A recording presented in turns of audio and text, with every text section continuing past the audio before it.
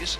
Looks like it might turn into a nice evening. The rain has moved off to the east, and we are ready for baseball. Bob and FP, welcome back to Nationals Park. Talked about Anthony Rendon about an hour ago when we visited with you, talked about the pitchers.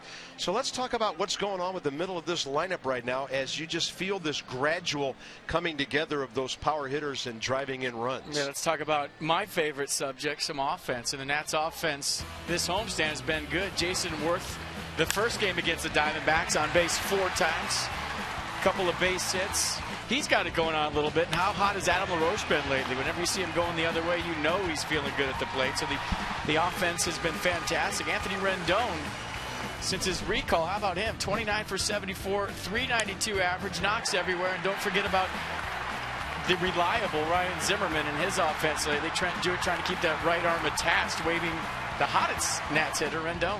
Yeah, so the Nats, over the last 7, winning 5 of those. The runs per game is up. The batting average looking better. On base percentage. And it's interesting. I think Anthony Rendon's going to help Denard Span and Ryan Zimmerman, who leads the Nats with runners in scoring position. All right, we're calling them the big 3 these days. Gio and Jordan have done their job in this series. It's Steven's turn today. Now you come to the ballpark nearly every day thinking you've got a good chance to win. Well, anytime your pitcher is better than their pitcher, you're going to have a chance to win in baseball. And you look at the big 3 lining up right there and what they've done in the 25 starts combined since May 11, 2.23 ERA. Not a lot of knocks against these guys. And Steven Strasburg coming off a gem last time out against Colorado. 7 strong innings, gave up just 1 run. He's 2-0 with a 1-2-3 and 3 career starts against the National League West. Yeah, and he's second only behind Jordan Zimmerman, whose home ERA just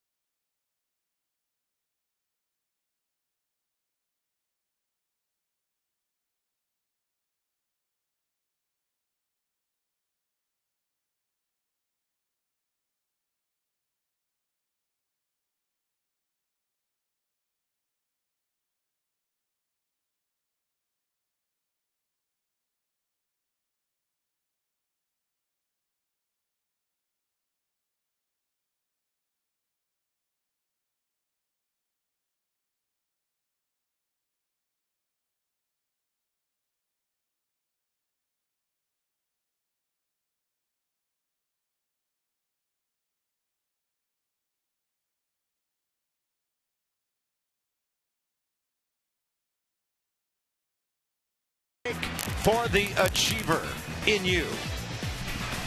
It is absolutely sunny at the ballpark right now. The weather has blown through. It's going to be like a muggy evening. Ball should be carrying. No breeze in the ballpark. It'll play fair tonight, maybe even a little small. Train celebrating its 100th anniversary by offering irresistible financing. It's hard to stop a train, really hard. So the temperature at 78, look at that humidity, 82. But the skies have cleared beautifully, and the Nats are getting ready to try to make this a 5-2 home stand if they could get the sweep. Steven Strasburg, stingy lately. 1 or fewer earned runs, 7 consecutive starts. The D-backs, don't count them out till the last out of the game is made, and we found that out Tuesday night. And the Nats against left-handed starters since the start of last year, pretty good against lefties. They don't always hit for high average against left-handers, but they usually find a way to win. Nationals take the field with a record of 39-38. The Diamondbacks have lost 3 in a row. They will go on to Atlanta from here to try to help the Nats before they go to New York. So here's their lineup. 4th in the league in batting average and in runs. Didi Gregorius, the shortstop, 0 for 3 in this series. But he has 18 multi-hit games, and that leads National League rookies. In fact, all rookies in baseball. It's a good hitting lineup with Parra, Hill, and Goldschmidt with Montero the first 4. Steven Strasburg has made 2 career starts against Arizona. He's 1-0 with a 1.64 ERA. Yeah, last time out against Colorado, received a 2-1 win, pitched 7 strong innings, 1-run ball, gave up just 5 hits, struck out 9, walked 1, threw 95 pitches, 63 of those for strikes. So 2-seam fastball, 4-seam fastball, averaging 95 miles an hour. Curve and change to go with it. Last time out, the curveball was exceptional. Set the defense for the Nationals today behind Steven Strasburg. Same as yesterday, Jonathan Solano getting a start behind the plate. Yeah, good to see Tyler Moore go deep last night. Rendon collected some more hits. And Strasburg hopefully has some offensive support. Strasburg last 2 times out, he's gone 5 and 7. And those 7 innings against the Rockies were really something. And Carp, the control has been fantastic from Steven.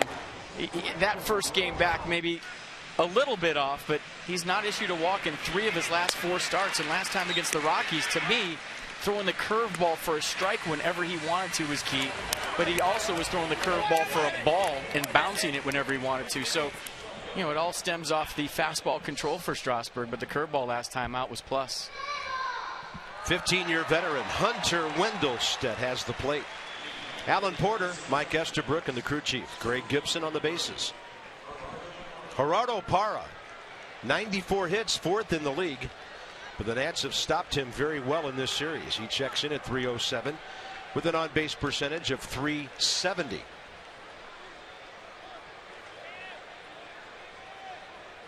And against Strasburg, he's 0 for 3. Most of the D-backs who have faced Strasburg are career 0-fers against him. First pitch into center field. Denard Span started back.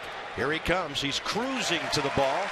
And a 1 pitch at 5:07 gets us underway with the first out. So officially a 1 hour 2-minute rain delay. That'll bring in Aaron Hill. He is on pace right now for a 27-pitch complete game shutout. It would be amazing. It would also be a perfect game. That's right. Aaron Hill. And he took some serious pitches yesterday, fouled a bunch off. In this series, a couple of walks, one of them in that first AB last night. He's 2 for 7 in his return from the DL with that broken hand. Strasburg upstairs, and Hill tried to reach it. Strike 2. Remember Hill's last at-bat last night against Tyler Clippard. Climbed the ladder with the fastball and took one, swung at the second one for strike 3. What does Steven have in mind on 0-2 here? He'll go big hook. It'll stay upstairs. Career ERA 2.80 as Steven makes his 60th career start. That's a change up at 90. And trying to get a feel for that off speed here early. He likes to do that, use all of his pitches early in a game, so that maybe when he needs them in crunch time late, he's got a feel for his off speed. Here's where Aaron Hill gets tough on a 2-2 count. He has struck out only twice this year in 43 at bats. Fastball right down the middle to Hopper. Ian Desmond low, picked by LaRoche. 2 outs. Get it close to the bag. Adam LaRoche will scoop it up.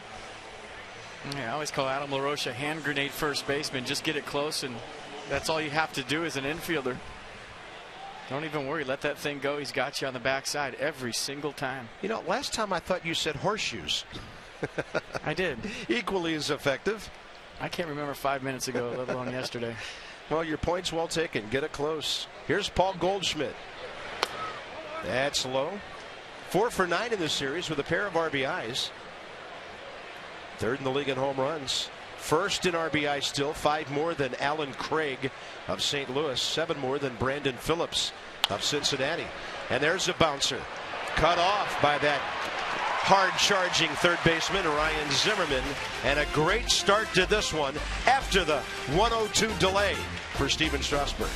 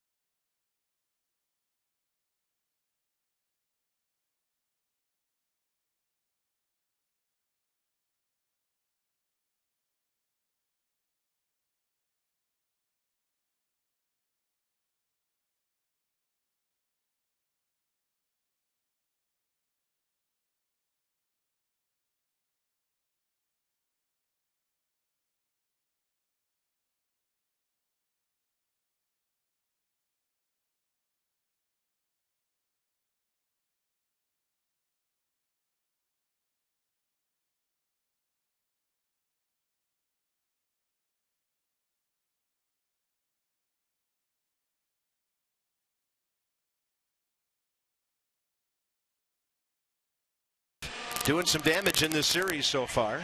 3 runs last night, 5 the night before. The lineup brought to you by Mazda. We believe if it's not worth driving, it's not worth building. Ryan Zimmerman, 2 hits, a walk in this series with an RBI. He didn't even start game 1. He's batting .319 with runners in scoring position. Likes Arizona pitching. And the lineup is the same as last night, other than the number 8 spot where Jonathan Solano gives Kurt Suzuki a needed day off. Here's Patrick Corbin. 1 start against the Nats August 12th of last year, and he beat them with 4 hits, 2 runs given up in 7 full innings. This guy's the real deal, and he's still only 23 years old. Yeah, last time out on the 22nd against the Reds, received a no decision, gave up 1 run on just 3 hits over 8 strong innings, struck out 5, walked 4 through 104 pitches, 62 for strikes. So power fastball, 92 to 95. Not afraid to throw that heater. Shows you the back out of his windup, hides the ball well, and he moves that fastball in and out, not afraid to throw it. And I haven't really seen him throw his slider for a strike. It's more of a pitch that looks like a strike and breaks out of the zone, bounces it a lot. Denard Span, first appearance against him, and Paul Goldschmidt came forward to play that nicely on that second hop backhand side. That'll bring in Anthony Rendon and then Ryan Zimmerman. And the Diamondbacks defense, Kubel, Parra, Ross in the outfield, Gregorius, Pennington on the left side, Hill, Goldschmidt on the right side, Miguel Montero once again behind the plate. Anthony Rendon checks in unless he walks for career at bat number 100. He's 5 out of 9 in this series. Goes up hacking. It's on a play to the right side. In his last 6 games, averaging 2 hits a game, 12 for 26.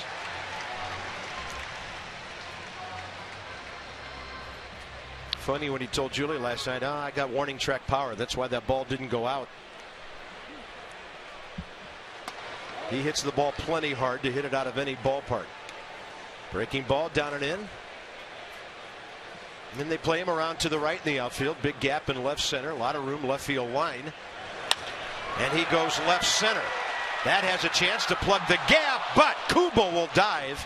And as it turns out, the Diamondbacks defensed him perfectly because Kubel was playing more than 100 feet off the left field line. Well, there's a lot of people in the Diamondbacks dugout right now shaking their heads saying, how do we get this guy out?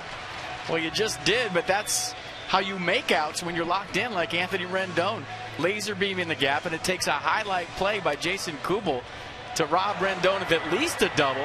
That ball gets by him. It might be 3. Nice play. I mean, that's as far as I've seen a left fielder play off the line in this ballpark. He's in the same spot for Ryan Zimmerman. Zimmerman's had 3 career at-bats against Patrick Corbin. He has a base hit in those 3 trips. Only 3 Nats have faced him before. Ryan, LaRoche, and Tyler Moore.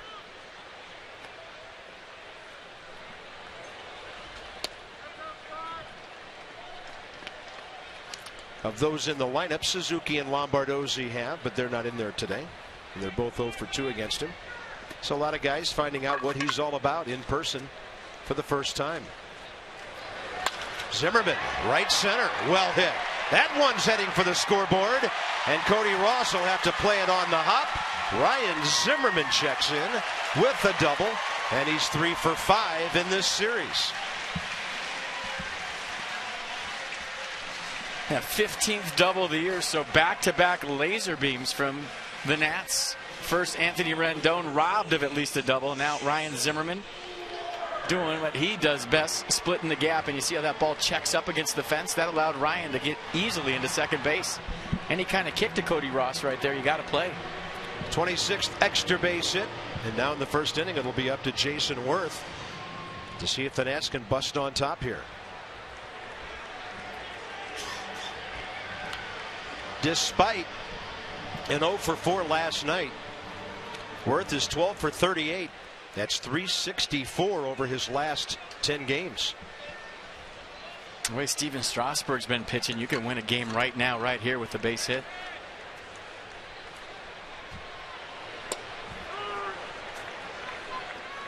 They configure Worth a little differently in the outfield. Parra and Ross, center and right, pretty much straight away, although Manny Parra on strike 1 just took about 8 steps toward the gap. So now they shift to the right side a bit with Corbin ahead.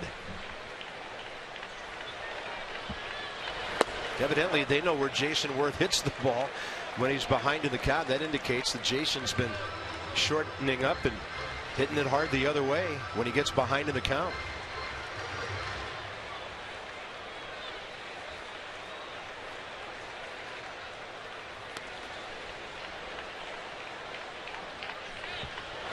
The lefty's hitting just 140 against Patrick Corbin this year, 12 for 86. No doubles, 1 triple, 2 home runs. And even though Adam LaRoche has been on fire, do you go after Jason Worth right now with first base open and 2 outs, even though it's the first inning, or do you pitch carefully to Worth and take your chances with the lefty?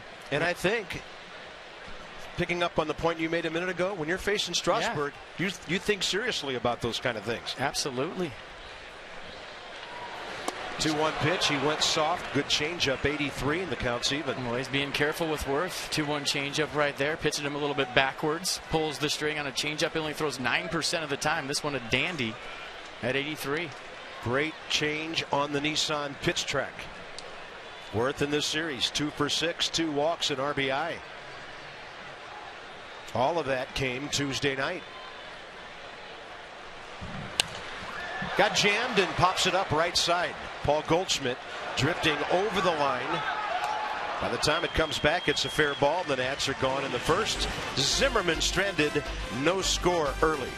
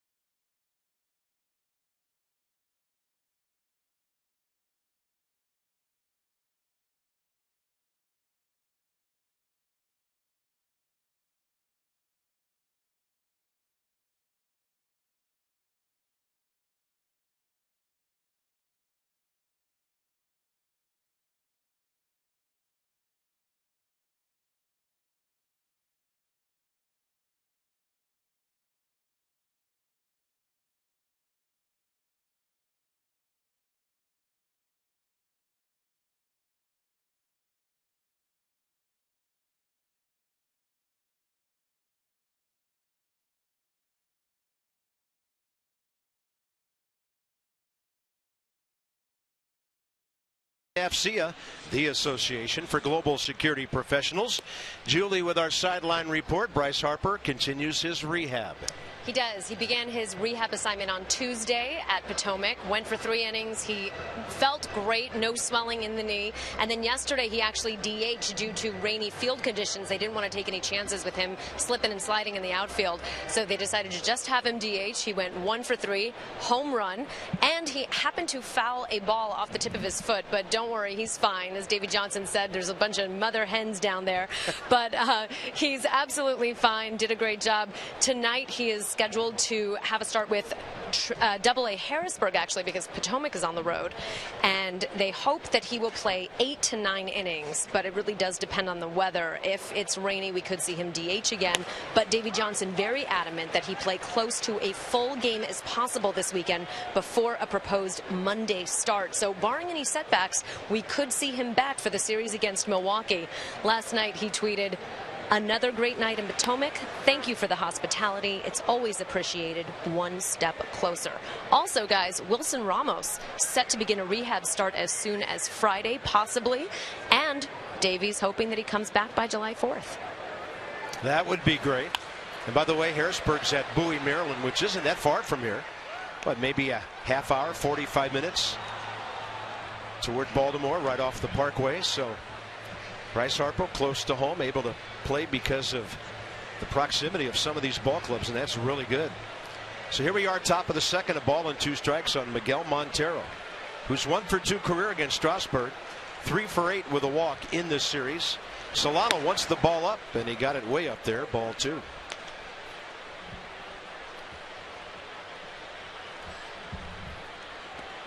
Miguel Montero hitting .318 over his last 2 weeks.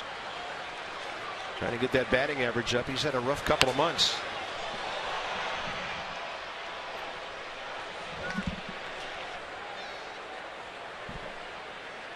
Braves are not playing on this Thursday, so the Nats could be 4.5 out at the end of this game. Here's a 2-2. Steven tried to go through the side door of that breaking ball. It stayed outside on him. The East and the Diamondbacks are headed from here to Atlanta before they go to New York. Lurking. Yep. Strasburg throws a fastball away. Ball 4. Ball ricochets wildly behind the plate, and it'll be a leadoff walk from Miguel Montero here. Second inning underway. A week from today, 11:05 a.m. the Brewers on the 4th. Pre-game American flag displays, team patriotic uniforms, special music performances. It's Independence Day presented by SAIC, securing the future for generations to come. Go to nationals.com/patriotic. Cody Ross, the right fielder, is next.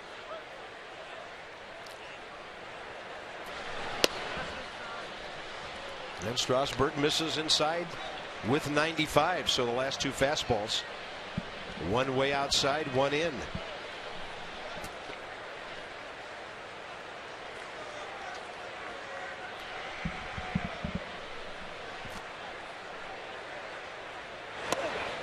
Two and 0.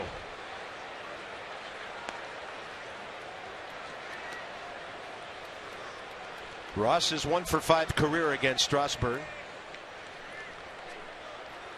And hitting .255.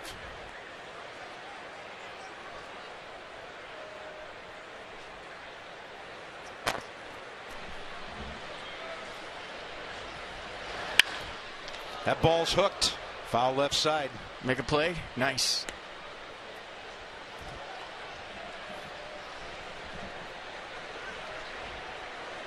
Kubel to follow Ross here. Leadoff man aboard, top of the second.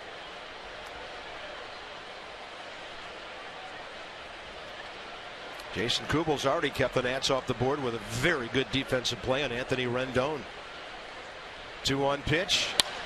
Diamondbacks don't do any running. Fly ball Worth. Long way to go. Right field line. Catches the fair ball.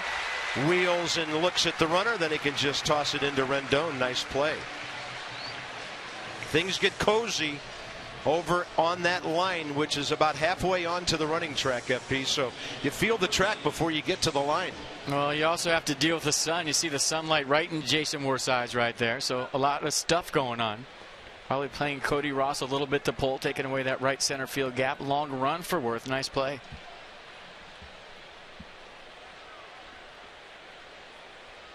Kubel in this series, a walk. He's 1 for 4. That was a base hit in the 4th inning against Jordan Zimmerman last night. And he goes up first pitch swinging. Long one. Center field. Denard Span. He's got it up against the wall. He'll make a long throw just in case the runner got hung up. And Denard had time to get under that towering fly ball. Great play.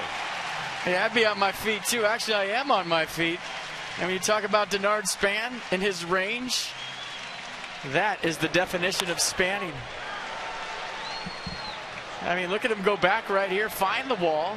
And Carp, you called it. Ballpark playing small. I thought that was a routine fly ball to center field. Yep. Look how far it carried and look how high Span goes up on the wall to take away extra bases and maybe a run from the Diamondbacks. Yeah, off the bat, it looked routine. And then I started reading the outfielder. I'm like, wow. And that ball was caught at about the 390 mark up against that Geico sign. Didi Gregorius, the shortstop.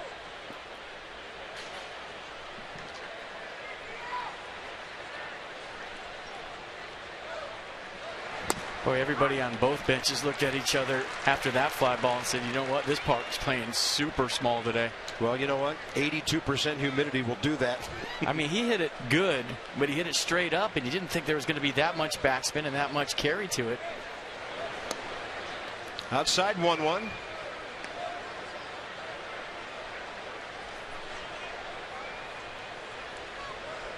Gregorius, despite that .328 road average, hitless in this series. He's 0 for 3. Didn't start game 1 against the left-hander Gio Gonzalez.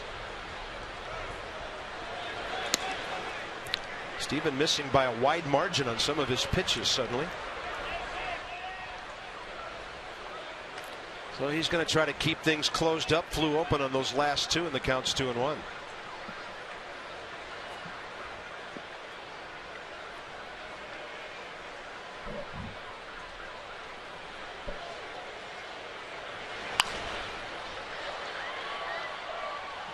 Good fastball, 95, late sink, down in the zone.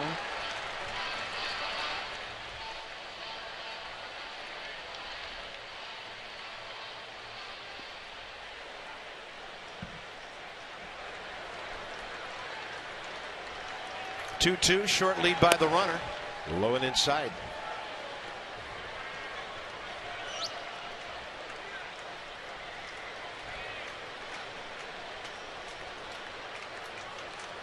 .22 pitch, second inning here because of that leadoff walk. Runner going. Swing and a miss on a pitch up and away. Overmatched him with 94. And after the leadoff walk, the play by Denard Span for the second out was huge after Worth made a good grab for the first out. Outfield on display.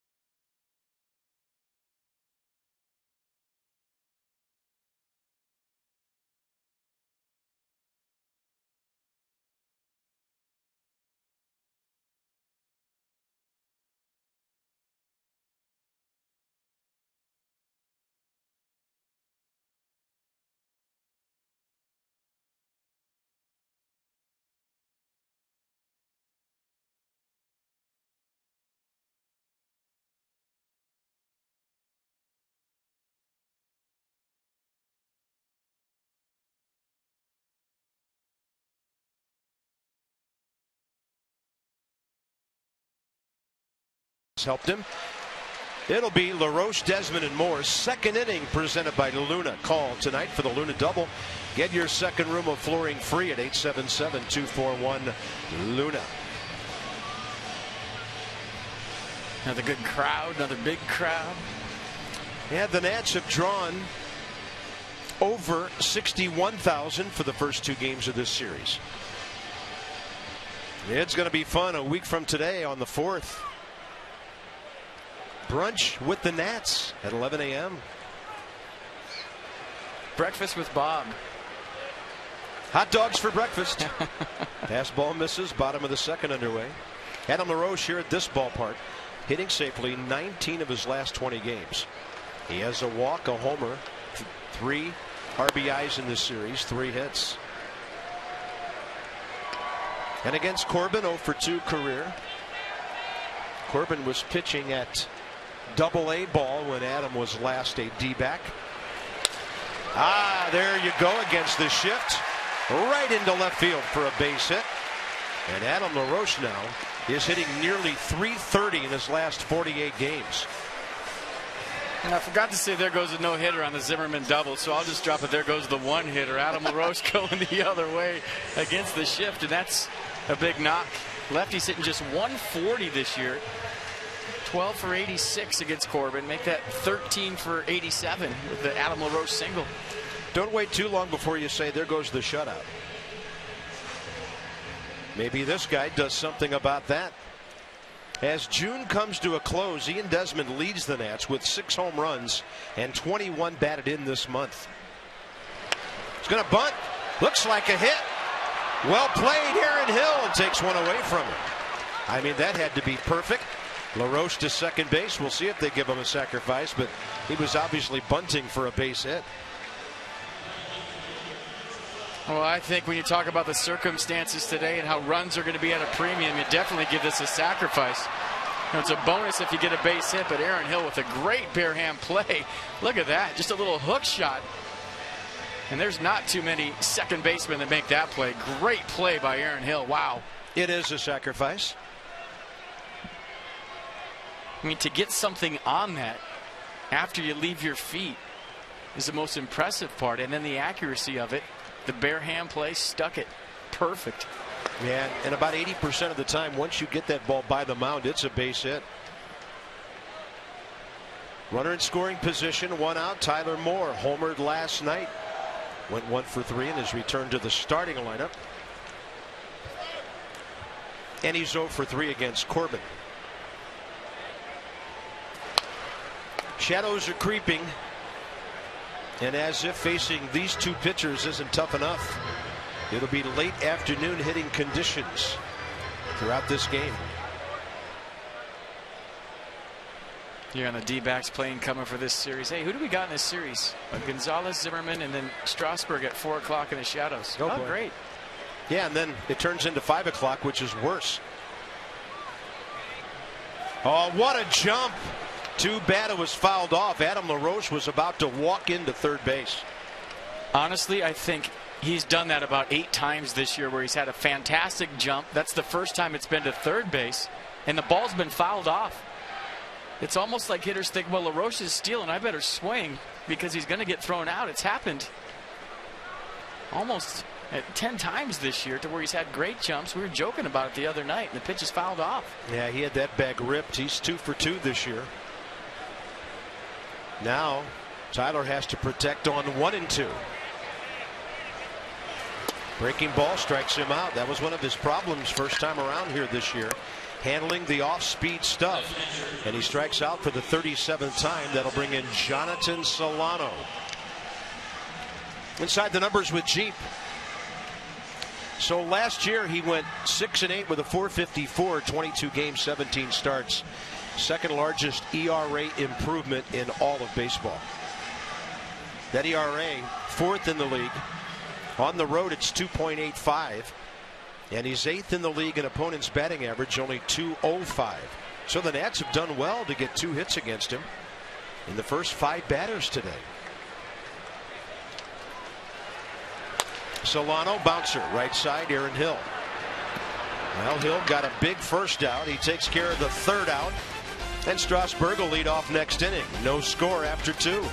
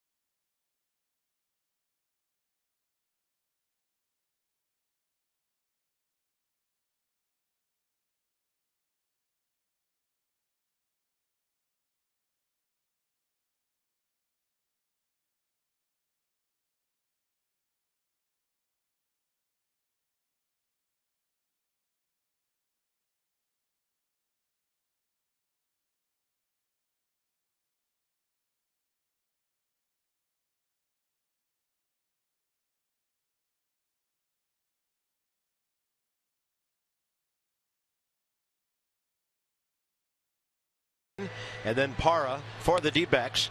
When the Nats win, like they did 2 nights ago, everyone wins. And all season long, when the Nats win and score 7 or more, 50% off regular menu price online orders at papajohns.com. Promo code NATS50. Valid at participating D.C., Maryland, and Northern Virginia Papa John's locations. Better ingredients, better pizza. Papa John's, official pizza of your Washington Nationals. 26 pitches, 14 strikes, 2 innings with just a walk given up with 1 strikeout, Steven Strasburg. So he gets 8, 9, and 1 here.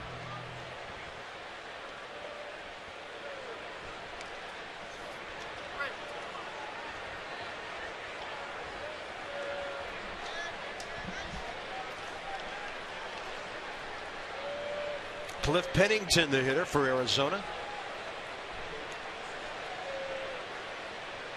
29 years of age, switch hitting infielder from Corpus Christi, Texas.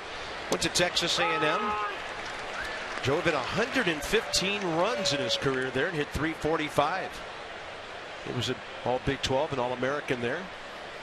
And he had .249 in parts of 5 years with the A's. Came over to Arizona, part of that deal that sent outfielder Chris Young to the Athletics. 96 down the zone, getting on top. On the Mercedes-Benz, pitch track perfect. Here's the 0-2.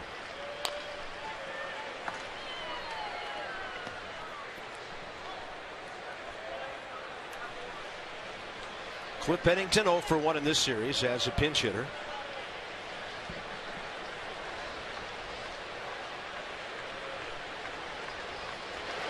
Look at that changeup diving away. Strasburg to LaRoche. What a great pitch. Your mission, our commitment. Visit agilitycorp.com. The guys with the best home run average. Jordan Zimmerman gave up 2 runs last night. His went from 0.92 to 1.09. So 4 of the 5 National League pitchers, Shelby Miller, Clayton Kershaw. Well, I'd love to talk to Kirk Gibson in about 4 days after they go down south to play the Braves and see what he thinks about the Nationals and see what he thinks about the Braves as the Diamondbacks are playing them both back-to-back.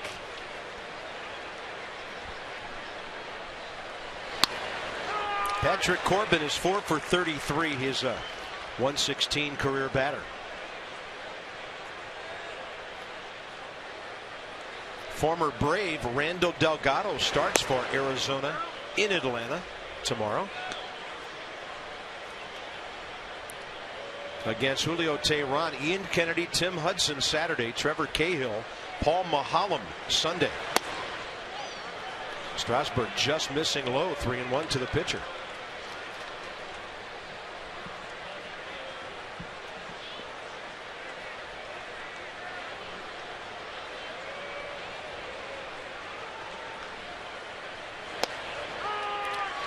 And the only thing Patrick was interested in doing there was taking a walk.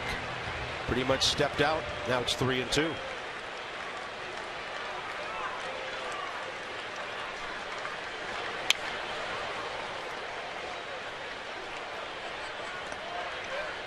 Well, it's usually about the 3rd, 4th inning before Strasburg gets into that groove and that rhythm. We've seen that about 4 or 5 starts in a row from him. Once he settles down, gets that flow going. He's some kind of tough to hit, especially when he's throwing all 3 first strike. Good fastball command today so far. Hasn't really established his secondary pitches yet, but it's early. Top of the order, Gerardo Parra next. Steven keeps throwing strikes, and now Corbin keeps tormenting him by staying alive. Well, it's a great at-bat for the Diamondbacks no matter what happens. You get your pitcher up there making Steven Strasburg fire this many bullets. It's a good at-bat already.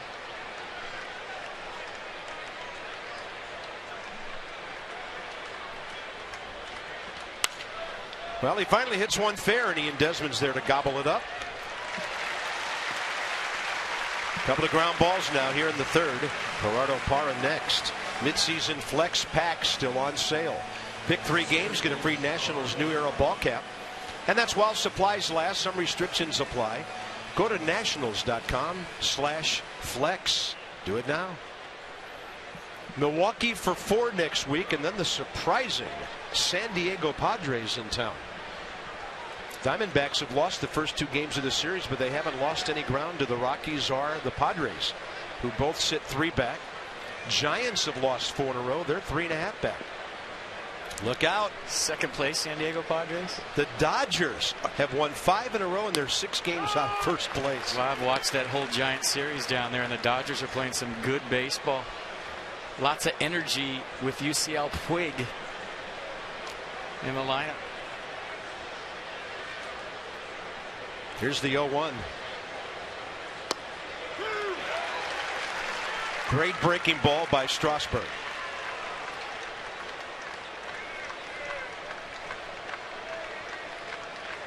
He's the old man of this pitching matchup tonight, 24 years of age, 3 weeks short of a birthday.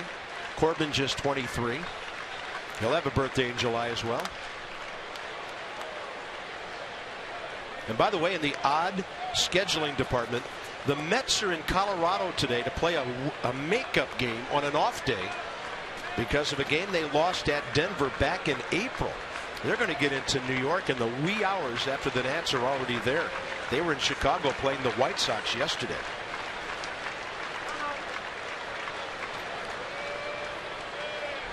Warm, muggy day. Steven goes to the rosin bag.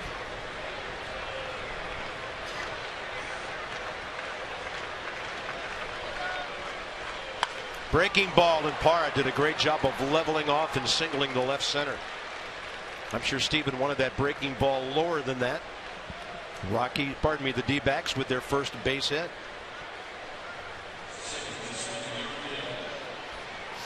And probably the most consistent hitter for the Diamondbacks this year. Look at that, foot down early, staying through it, just slapping that thing to left field.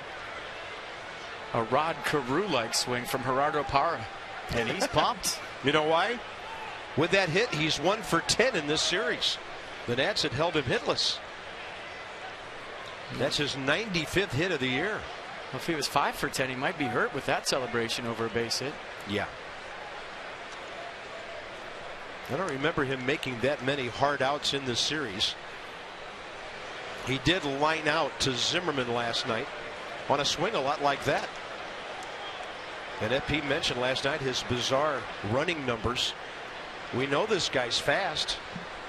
He stole 15 bases the last 2 years, each of the last 2 years, and this year 15 attempts. He's been caught 9 times.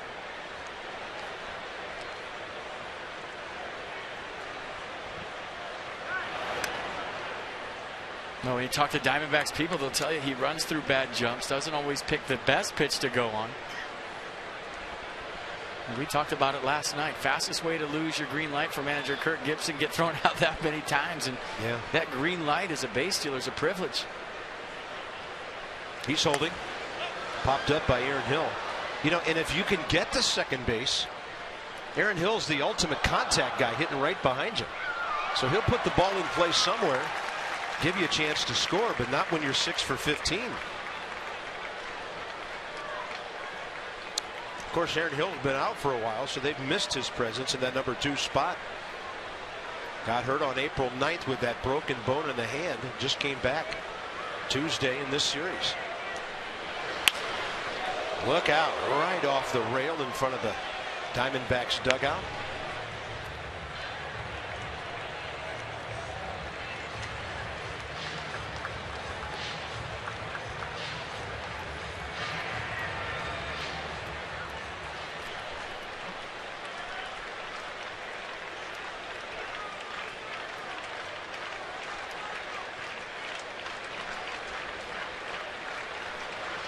Oh, 2. Contact. Nobody's going to reach that one, and it'll bounce right up against the barrier. Worth playing pretty far out toward straightaway right, shaded toward right center. Diamondbacks making Steven Strasburg work here early. How about that? Dad and the little guy with a souvenir. Very nice. He's got a big index finger on his right hand, though. Look at that. See if he holds up one for a fastball. Strange. Or wiggles it for a changeup. Steve Sachs coaching. Gerardo Parra taking a lead off here.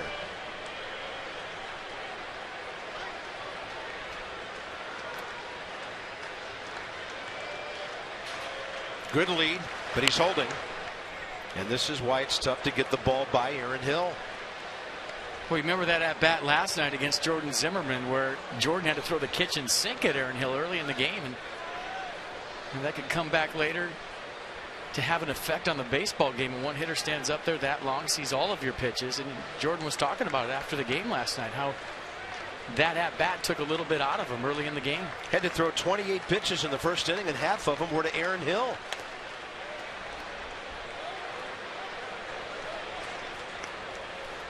That's why Jordan only went 7 last night. Davey took him out after 102 pitches, even though he had retired his last 10 consecutive hitters.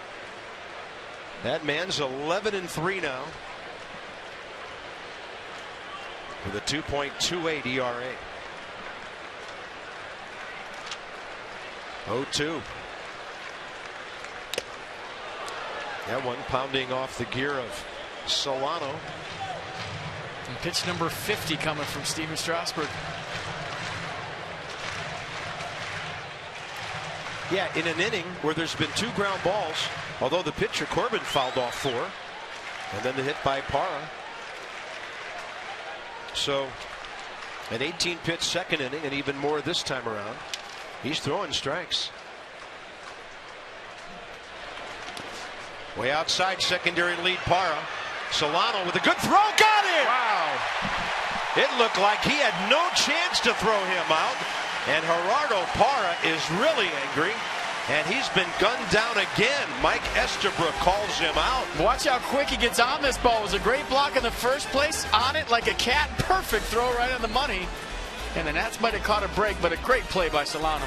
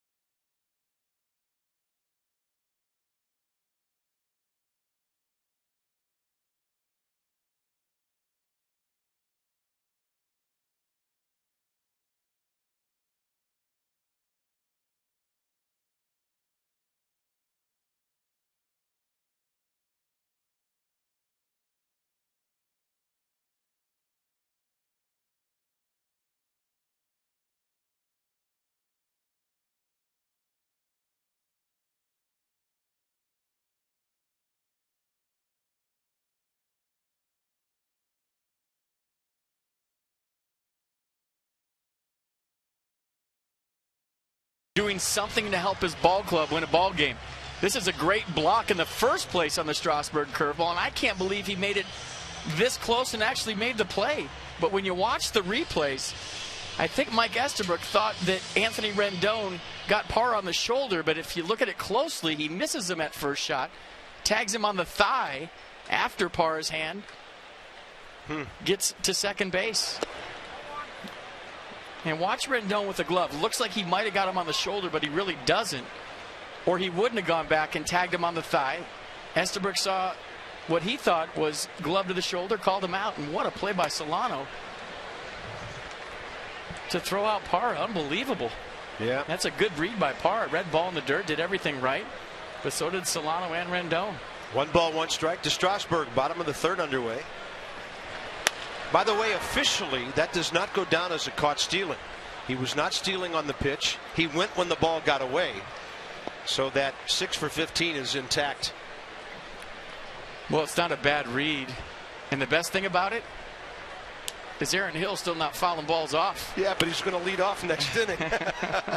So you got to start all over with that guy. Well, give Strasburg a 20-second timeout on that at bat. Strasburg's going to look up for his first pitch of the fourth inning and say, "What are you doing in there still?"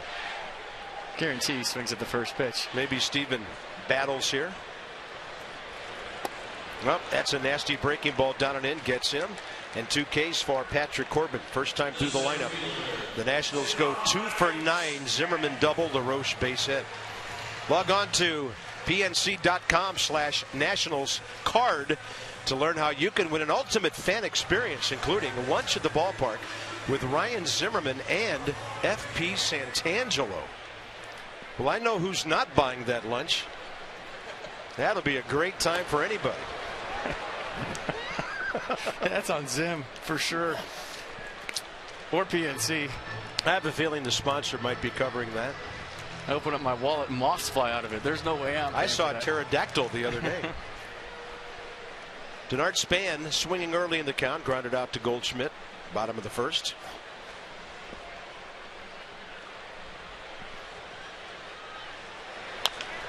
This one a tapper to the right side for Aaron Hill.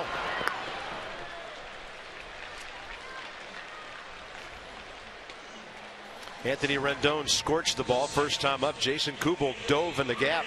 Left center to rob him of a double or a triple. So he's an even .350 hitter and 100 at bats. Tied for most in franchise history with Expos, Coco LeBoy, and Mike Lansing. It must be the mullet because Mike Lansing had a mullet too.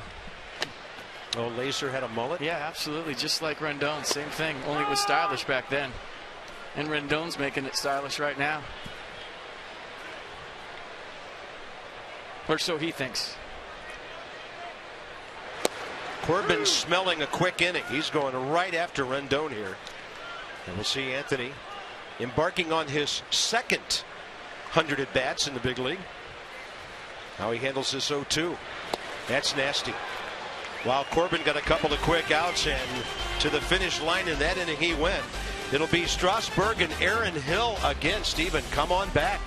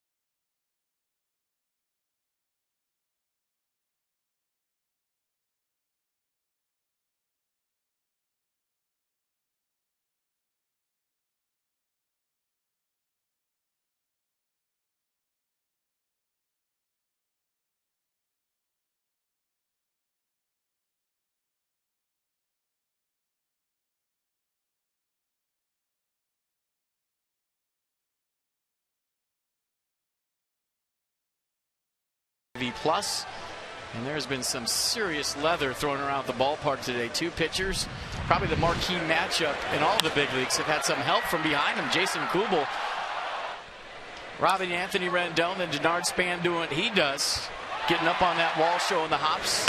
And how about the play by Aaron Hill, taking a base hit bunt away from Ian Desmond.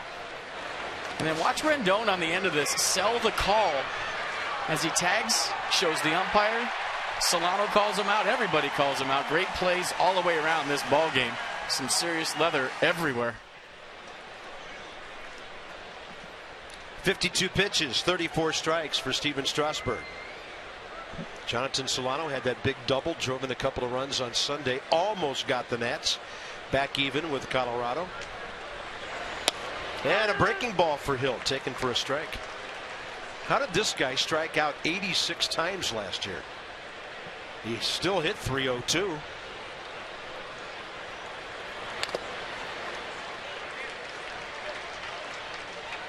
First pitch curveball, second pitch changeup.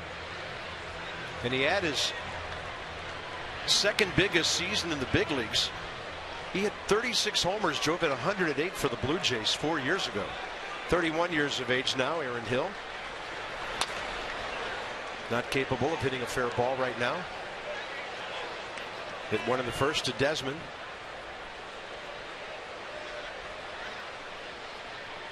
Paul Goldschmidt will probably benefit more from having Hill back in the lineup. Yeah, because he gets to see 47 pitches in the on-deck circle every time.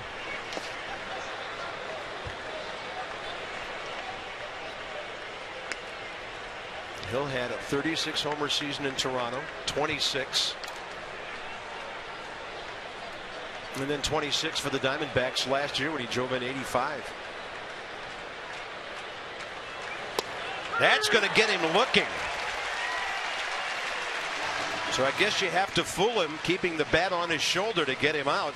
Nissan will track it. Strasburg's second K. I don't know if you can fool somebody when your fastball's 97 miles an hour with great two-seam run. Backdoor sinker from Strasburg. Watch him start it off the plate, comes back and gets the outside corner. Down in the zone. Perfectly placed command on 97. That was pretty. Here's another one to Goldschmidt, who grounded out to Ryan Zimmerman first time up on a ball headed towards short. Ryan cut it off. You start hitting spots like that with 97. Good luck. And he buckles in with a breaking ball, and it just stayed up and in.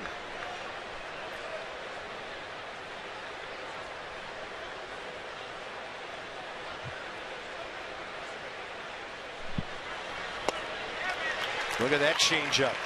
88, strike two. Nasty.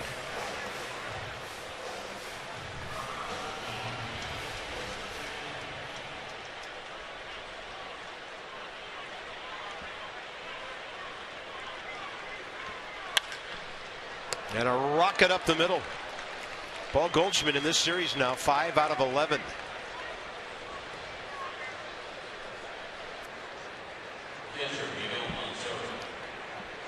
D-backs with their second base hit.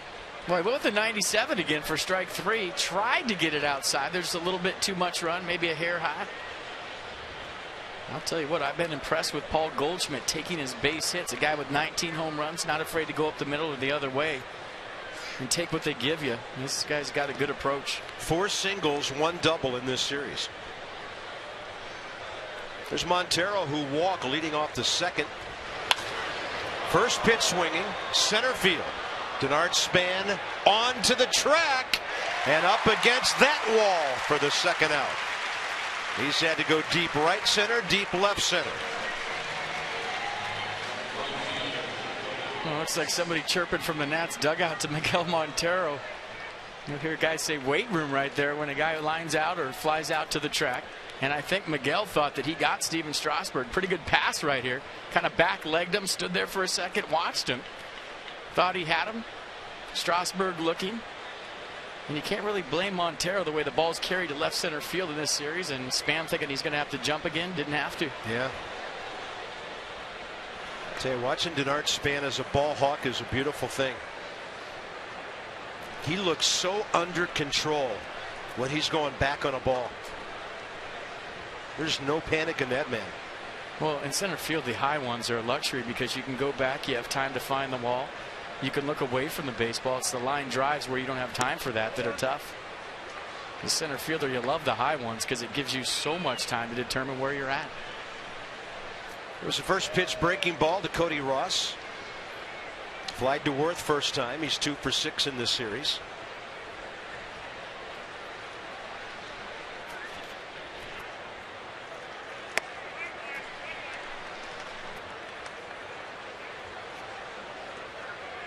That is some serious war paint. Wow. Looks like Mike Tyson in his tattoo.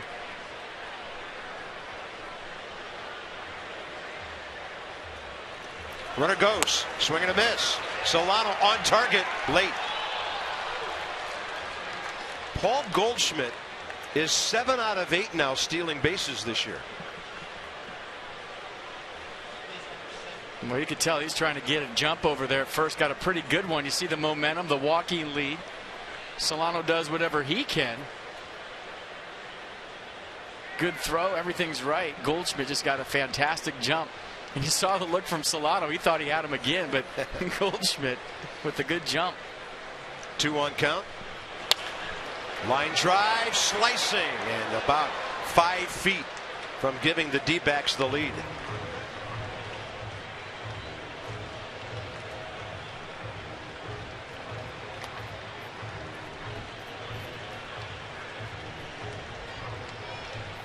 Kirk Gibson's ball club has lost 3 in a row, 5 over 500. Almost unbeatable when Corbin pitches. Each team has had a couple of hits. 2-2 to Ross. Wow. You don't see Steven Strasburg head for the dugout too often, begging for a call. He thought he had a strike. And 97 miles an hour, little two-seam fastball. Thought he caught the corner. It looks like it was just a little bit outside. Yeah, pitch track proves Hunter Wendelstedt correct. And a 3-2 now. Got him on a pitch inside. Not a lot of Ks, but great timing on them. 3 of them. Ryan Zimmerman leads off. Bottom of the 4th inning, already has a double today. 3 for 5 in this series. And Ryan swinging the bat really well these days.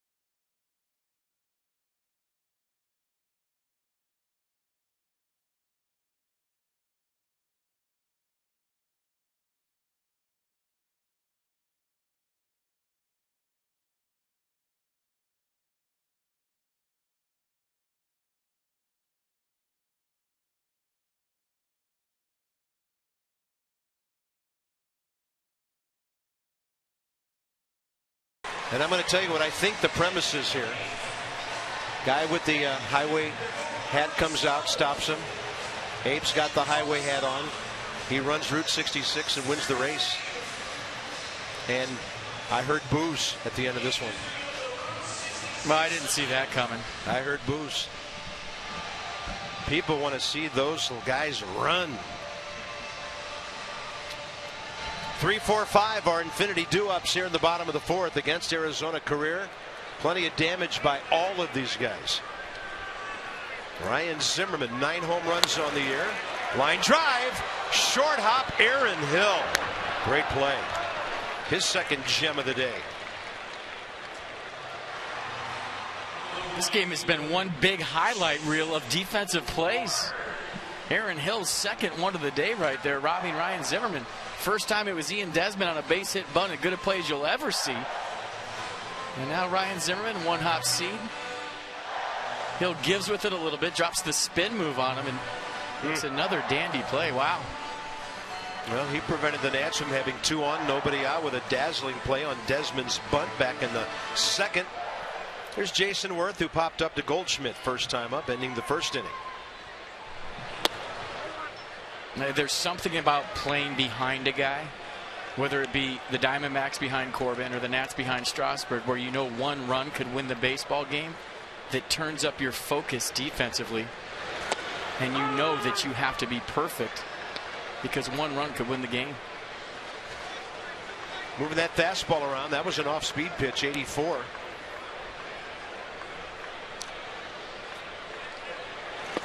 Here's how valuable Dan Herron was at one time. In July of 2010, Patrick Corbin, Joe Saunders, Tyler Skaggs, and Rafael Rodriguez, 4 pitchers, were traded to the D-backs for Dan Herron from the Angels. And Patrick Corbin, a guy who was fighting for that 5th spot in spring training for the Diamondbacks, where a couple other guys faltered. He just took the baseball from day 1 of camp. Boy, did he. And said, this job is mine. I will be your 5th starter. And he's turned out to be their number 1. I don't think Kirk Gibson's moved to that spot in 3 days.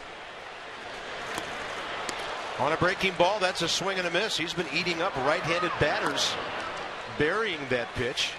If memory serves correct, Moore, Strasburg, Rendon, and Worth have all struck out on that breaking pitch. Inside the numbers with Jeep in the series history. Since 2011, Nats have won 9 of 16. Runs pretty even, home runs even, and just about everything else. The Nats since 05, 30 and 24 against the Diamondbacks. 11 and 7 at Nationals Park, including the 2 wins in this series. Adam LaRoche, clean single, left side first time. They don't play as dramatic a shift this time, but Didi Gregorius, the shortstop, is still in a fairly straight up shortstop position. They got the third baseman, Cliff Pennington, playing in short right center. That makes sense. Pennington plays second base. He plays shortstop, third base, utility guy. So move him, leave your shortstop in the more familiar area. Man, including the umpires, the right side of the field looks really full. Alan Porter, not that far from Goldschmidt, over near the line. That's outside, 3-0. Yeah, there's way too many people on the right side. Tony Tarasco, Alan Porter, Mike Estabrook, 3 infielders. That's far too many bodies on one side of an infield. They're going to tilt the field. High strike. Adam LaRoche career against Patrick Corbin, 1 for 3 with his base hit today. And he will pull that one foul. You got to get Greg Gibson over there too. Third base umpire. He's got to shift. Stay on third base line all by himself. Get him up the middle. Now he's going to have to stay there when LaRoche brings up chalk down the left field line. I think umpires should shift too. Yeah, get him over there. He's all by himself. Get him over by shortstop.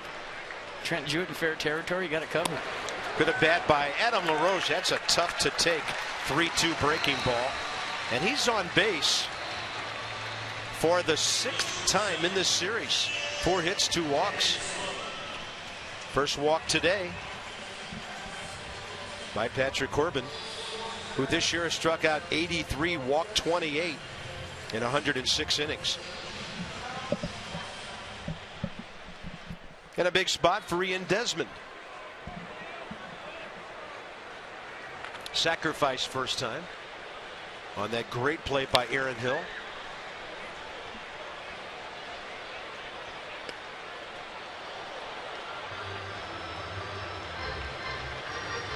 Ian having an odd series, 0 for 7.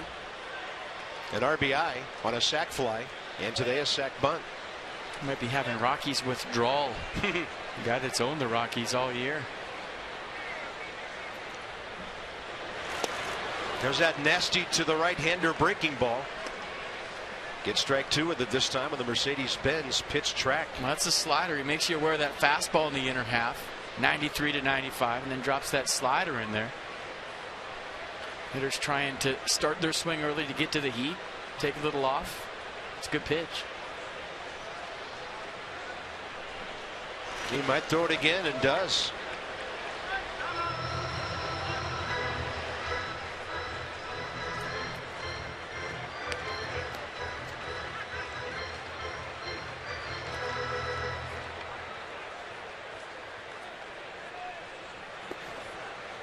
As I told you, first time up, the 6 homers, the 21 RBIs, tops on the ball club in June. 1-2 to Desmond. Target in. Another breaking ball. He triples up on the curveball, and the count goes 2-2.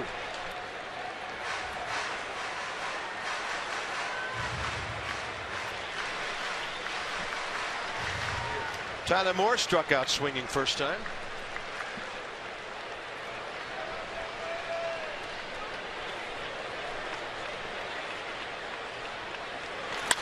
That ball is hit hard to left center. See you later. Back wall of the bullpen. 2-0 Nationals. One too many slicers.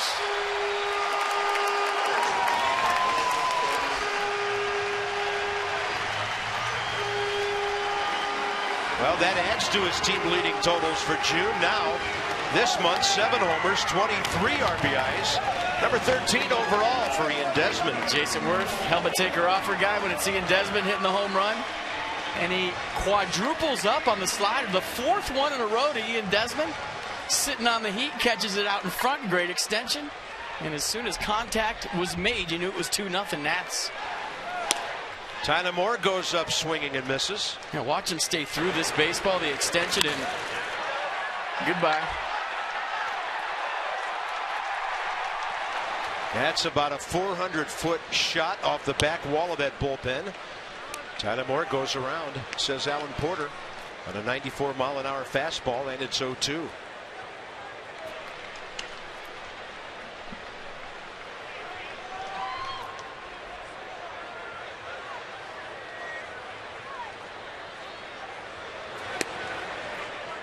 That's homer number 70 for the Nationals.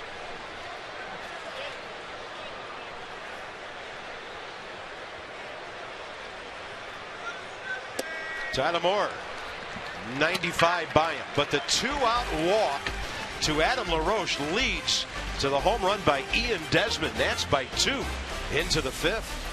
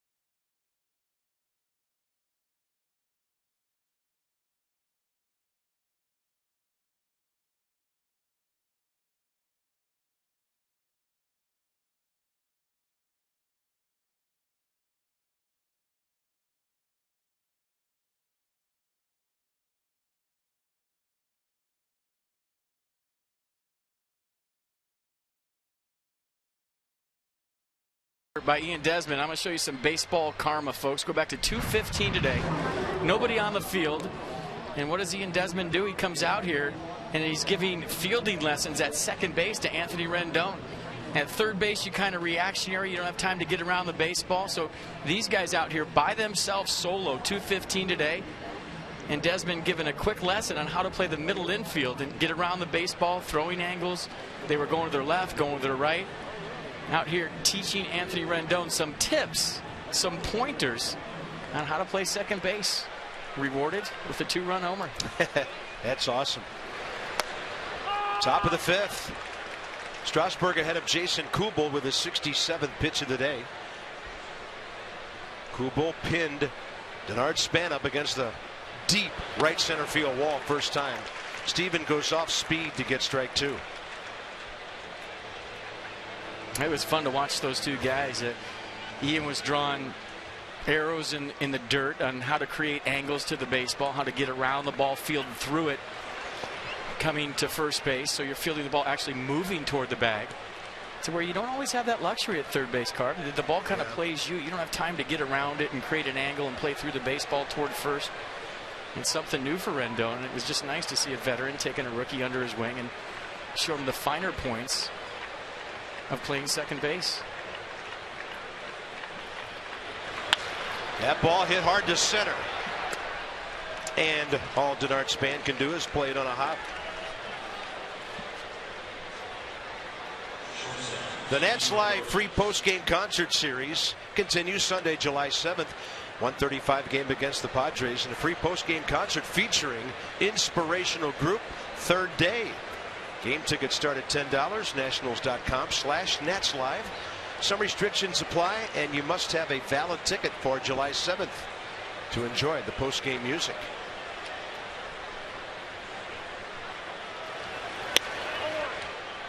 And Steven Strasburg, the Nationals would love a shutdown inning right here in the fifth.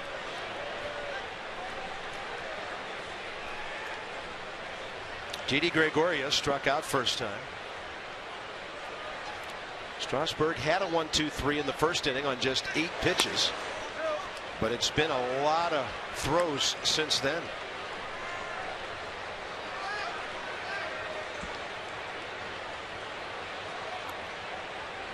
Right about this stage of the ball game last night, Jordan Zimmerman got the double play ball he was looking for, trying to get a pitch count down, and he was able to do that.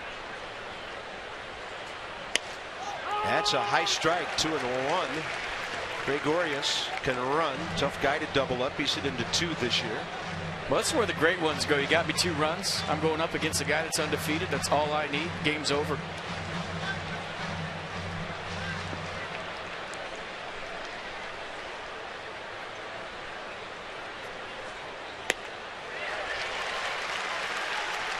'94 upstairs, unreachable.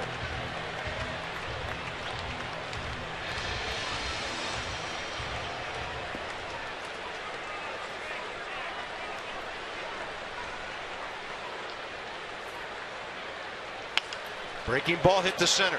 Here comes Span. They're in plenty of time. He has been a busy center fielder today. 8 and 9, the next 2 hitters now.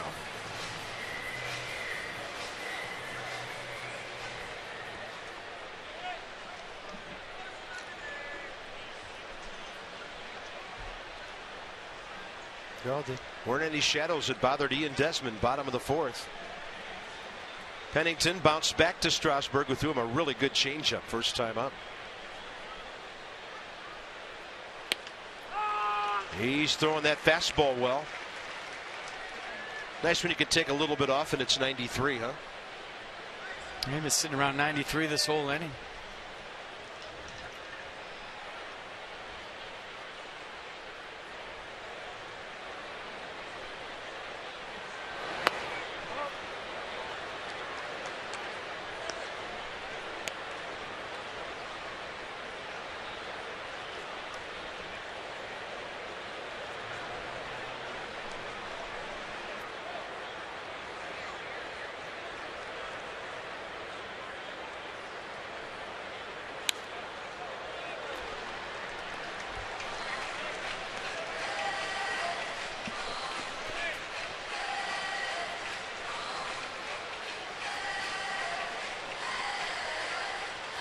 Three strikeouts on the day.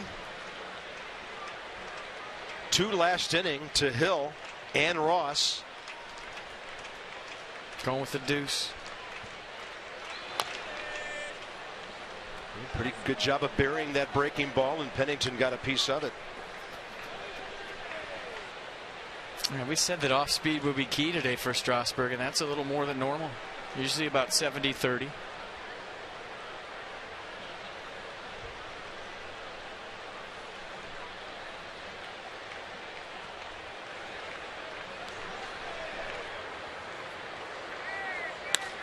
Reaches out and hits one to Desmond. Rendon take some lessons at 2:15, turn a double play at 6:21. Shut down inning, just what they were looking for. And that means the pitcher has to lead off in the 6th.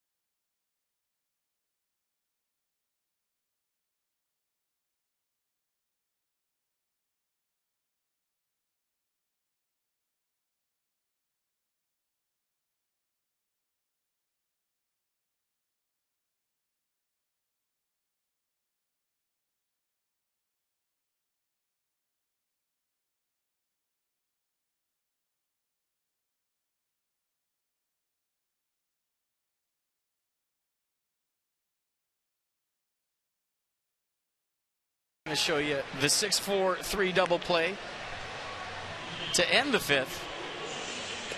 And when you have a new double play partner, it takes time to get to know where they want the baseball, where you're going to be, where you like the feeds. And when you've never played second base before, it's even more important to get to know your shortstop. And Desmond talking about the flip and where Rendon wanted it, stuff they worked on earlier today. You work hard, get to know your new double play partner, pays off, and we've seen it pay off here today. Nice job.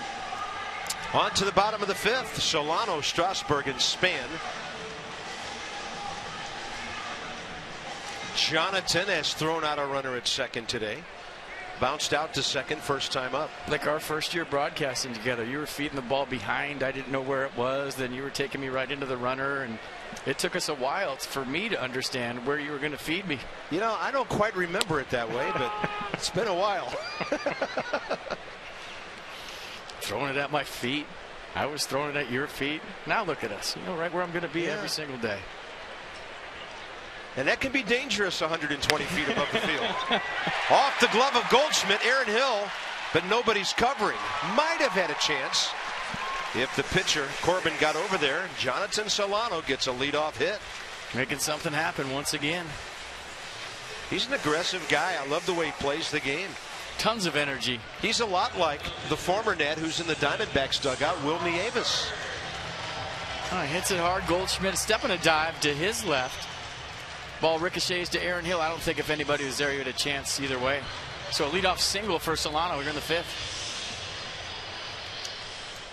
It's his 6th base hit of the year.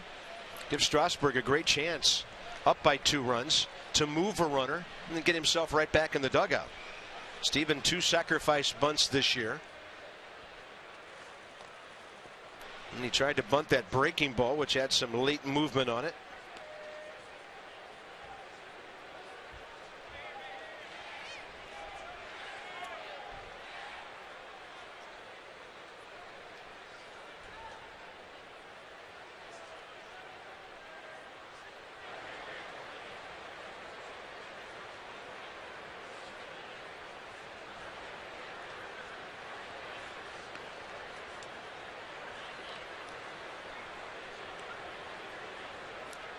Strasburg struck out swinging first time up.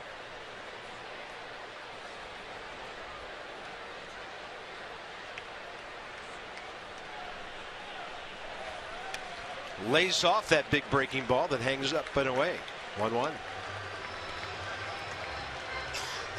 Always made me nervous when I played third base and you had a pitcher up there that had a lead and could handle the bat. Yeah, they could switch off, huh? Yeah, there's always that butcher boy in the back of your head when you get a little bit too close to a good hitting pitcher that squared around early. Second throw over.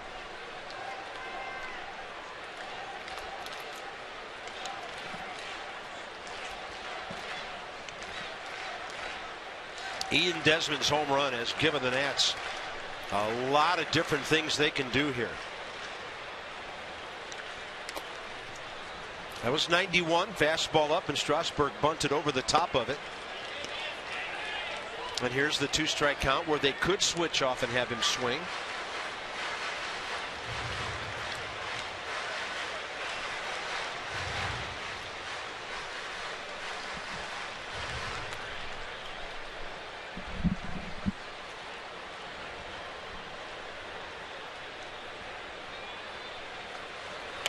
Oh, that's good.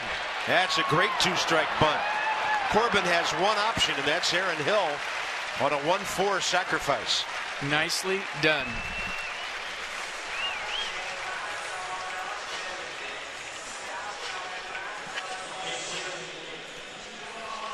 I'm telling you what, when you have a staff like the Nationals have, to do the little things offensively to create runs is huge. And Steven Strasburg in a 2-strike count squares around early, bat out in front, gets the bunt down, first hop in the dirt. Solano the second, nice job. Top of the order, Denard Span. See guys walking all the way down the bat rack to give you knucks when you get the bunt down, and they should. It's not easy. Corbin's had Span out ahead twice. Ground ball to Goldschmidt, the first baseman, and to Aaron Hill, the second baseman. Denard still has hit safely in 15 of his last 16 games at Nationals Park, and hitting .319 at home.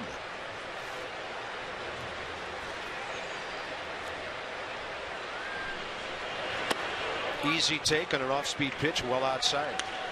He's just been in pull mode for a couple of weeks now, where he's just coming around the baseball, hitting a lot of ground balls to the right side. And that's just a timing thing. That's an interesting number. 288, 30 points above his batting average when a runner's in scoring position, or runners.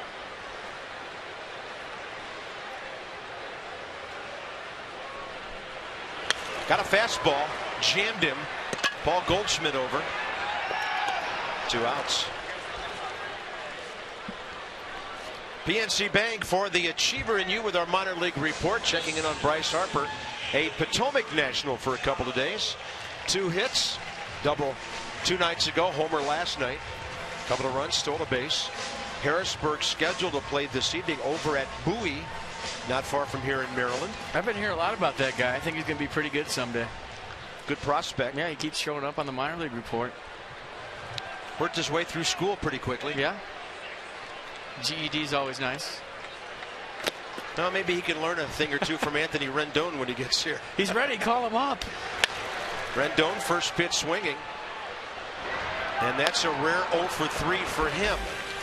This ball game into the 6th inning. Corbin will lead off against Strasburg.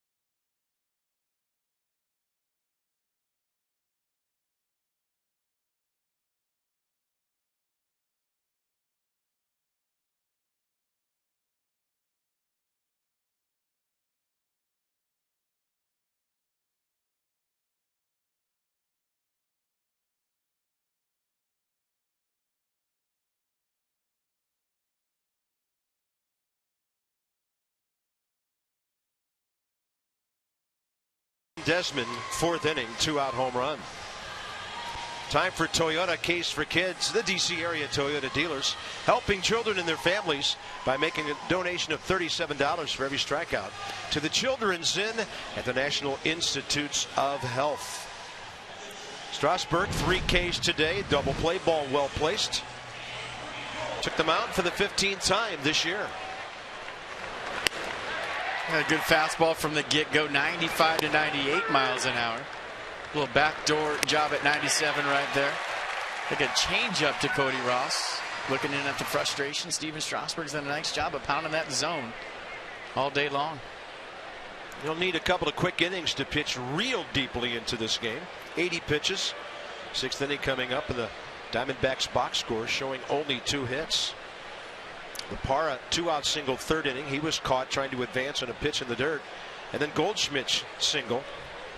And then they had one more. That was Kubel. Last inning leading off, but he was erased on a double play.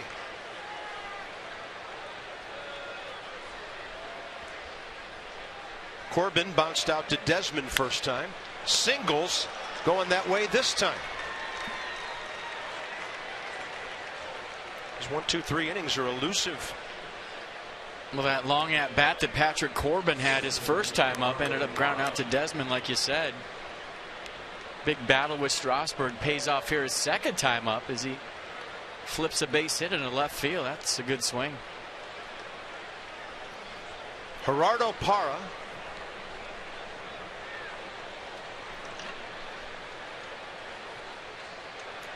Well, today, no hits the first time through. 3 hits the second time through. And really 4 now, counting the pitcher. LaRoche will play behind the runner at first, and Parra tried to drag a ball. He might be out. The Nats are claiming the ball hit him in fair territory. He's been called out by Hunter Wendelstedt. Well, anytime you run out of the box like that, you're susceptible to the ball hitting you in fair territory. And I think Hunter Wendelstedt got this absolutely right. When you watch Parra right here, he is running out of the box and nowhere near the batter's box. When he makes contact, the ball in fair territory hits him, and that's a perfect call by Hunter Wendelstedt. He's out. Watch where the ball gets him. In fair territory. Zimmerman was pointing, and then Solano pointed, then the umpire pointed. And that's 2 unassisted on a bunt if you're scoring. Put out goes to the nearest fielder, and that's a breaking ball to Aaron Hill that misses. After that base hit in the 3rd inning for Parra, he is inventing ways to make outs here against the Nats. Read that ball in the dirt, got thrown out. Aaron Hill hits it well to left center. This one heading for the bullpen. This game is tied.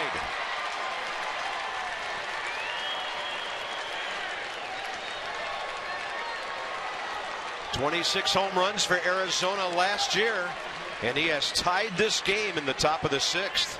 What a thorn in Strasburg's side he's been today. Nissan will track the pitch. Well, he's seen everything that Steven Strasburg has today, and you see the location mistake. Supposed to be a fastball in the outer half. Ran back to the inner third, belt high, and Aaron Hill didn't miss it. Strasburg gives up his 7th home run of the year. Diamondbacks hit their 66th. And now Paul Goldschmidt, 1 for 2. Give Patrick Corbin a little bit of credit right there for starting this inning off with a base hit. Breaking ball. Strasburg slows it down. That's going to make it a hit. Rendon had no chance.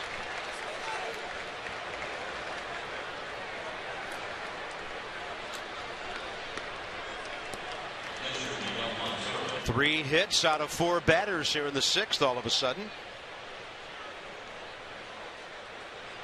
I think he might have been fooled by the speed of this ball off the bat of Goldschmidt.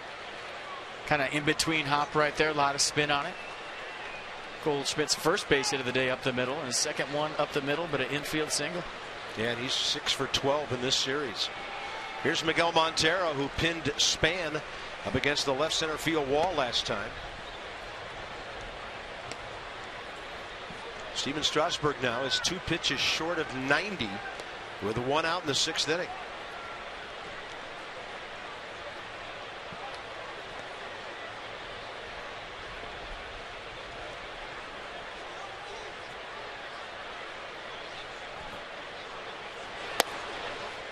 Fastball low, 2-0. Good trip by Solano.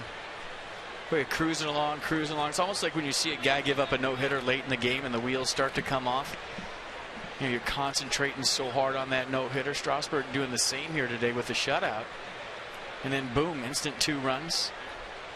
Comebacker that you don't feel. Things starting to go a little bit fast. Solano trying to slow it down. It's a good trip.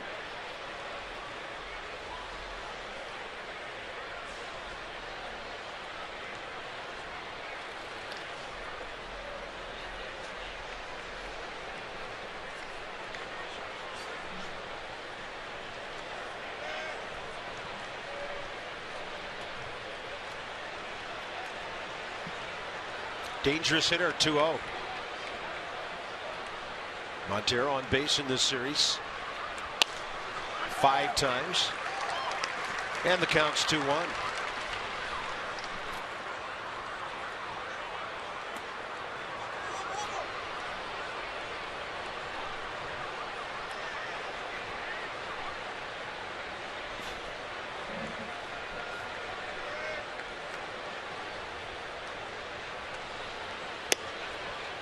Fastball up and away.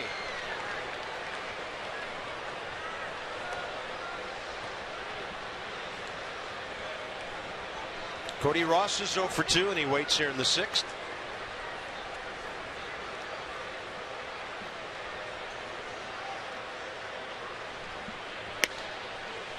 Well, you might see Steve McCaddy right here. Off-speed pitch on that 3-ball count, 2 on, 1 out. Yeah, here he comes. Second walk of the day, and Montero's been both of them.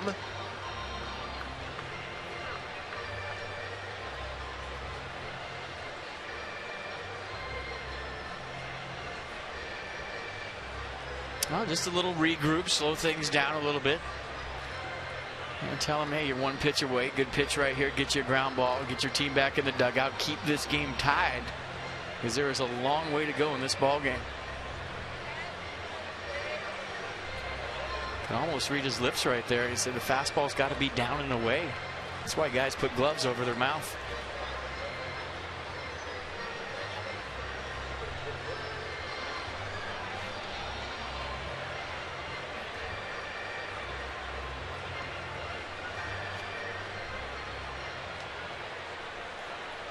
Cody Ross has flied to right and struck out swinging. Strasburg ran a fastball in on him last time to strike him out, ending the 4th inning. Now the lead runs in scoring position.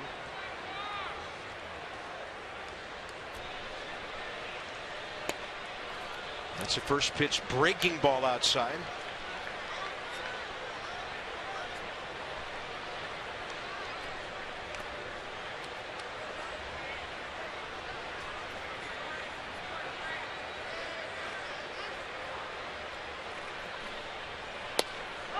Threw it again. Counts even.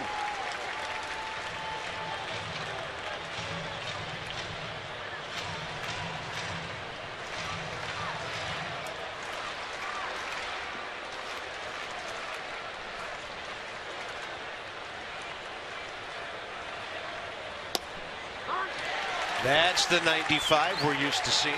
That's the fastball down and away. Set it up with a couple of curveballs.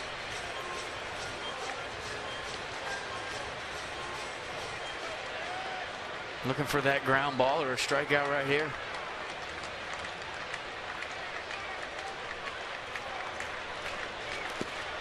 Solano with a great block. 87 outside. And the count's even 2-2. Well, you talk about keeping the double play in order with a tremendous block on a spike changeup. Strasburg threw it right in the ground, and Solano had his back. Big pitch right here. Don't want to go to 3-2 or get a chance to start the runners.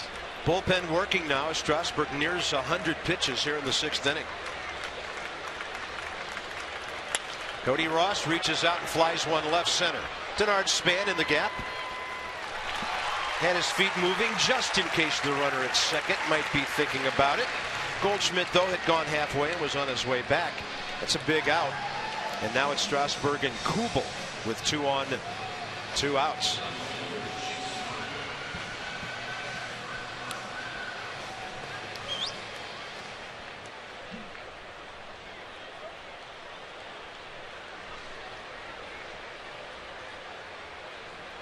Jason Kubel based it up the middle last time. First time nearly got an extra base hit off the high wall in right center. Span robbed him. Another first pitch breaking ball for a strike.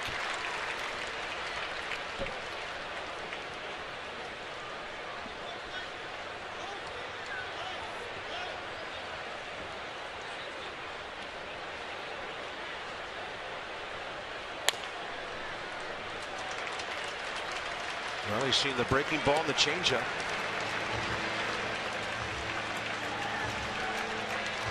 Nice crowd today. They've watched Stephen wage quite a battle out there. After a long second, a long third, and now a very long sixth inning.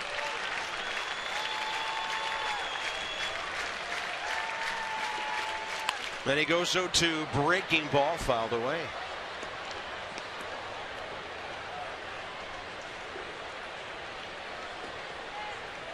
Bro, you go fastball up in the eyes to get back to that curveball in the dirt. Way ahead right here. A little bit of room to play around if you're Strasburg and Solano.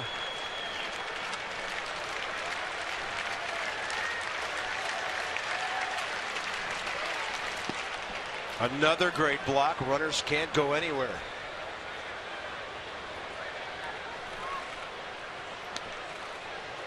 A nice job of staying soft right here on the changeup from Strasburg.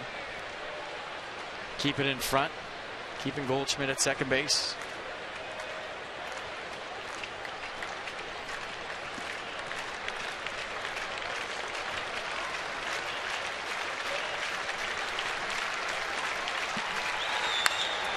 Fly ball right field. Worth battling the sun.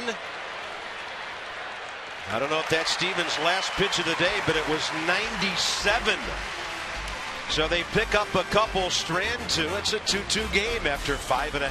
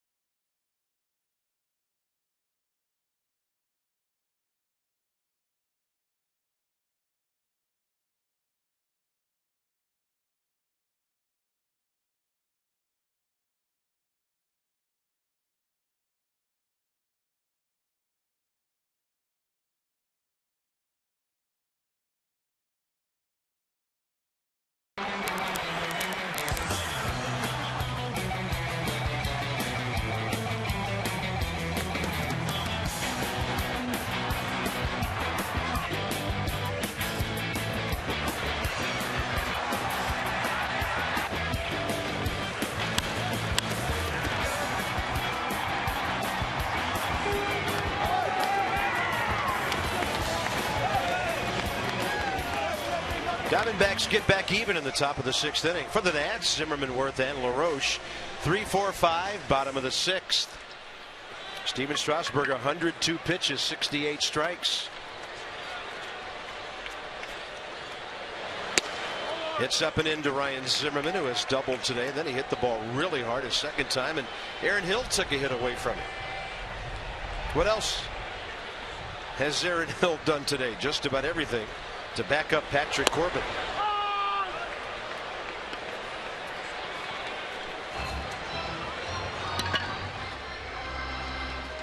And the best thing he might have done all day is that long at bat. in the third inning, where Gerardo Parra got thrown out on the ball in the dirt, but he made Steven Strasburg work in that at-bat. You never know what effect that has on the pitcher down the road. Made some good plays at second base, the 2-run homer.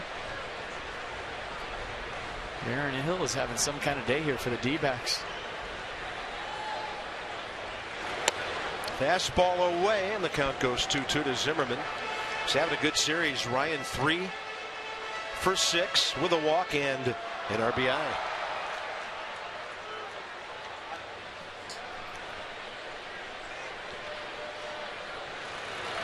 Breaking ball on a hop. Cliff Pennington stayed behind it. Both teams playing very good D today. Nats box scores. Zimmerman a double in the first. LaRoche a base hit in the second. Nothing till the fourth, and there were 2 out when LaRoche walked. And then Ian Desmond hit a ball into the bullpen, left center. Only other hit, Solano's leadoff single off Paul Goldschmidt in the 5th. Jason Worth now 0 for 2 today. And in this series 0 for his last 6. But he had a couple of hits, an RBI, and 2 walks on Tuesday.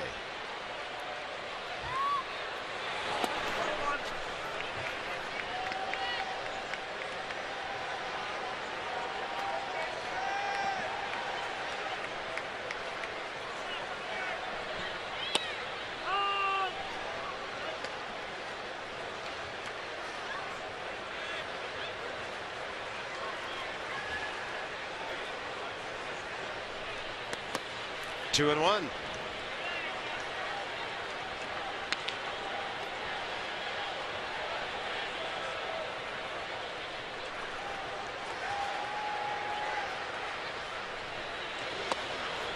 That's a nasty changeup at 81 miles an hour. Wow. Threw him a 2-1 change last time up. Does the same thing here again.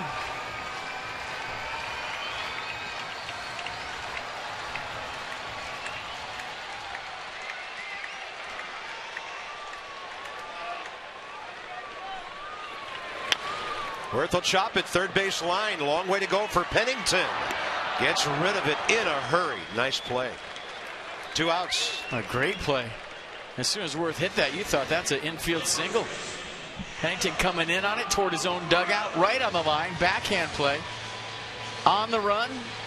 Gets rid of it, sidearm, something on it. Right on the money to Goldschmidt to take an infield single away from Jason Worth. It's a guy that's played shortstop the majority of his career, making the adjustment at third. Nice play. Adam LaRoche has had 2 good at-bats today. Walked last time, leading to the Desmond homer. And again, Didi Gregorius, the only man on the left side of the infield.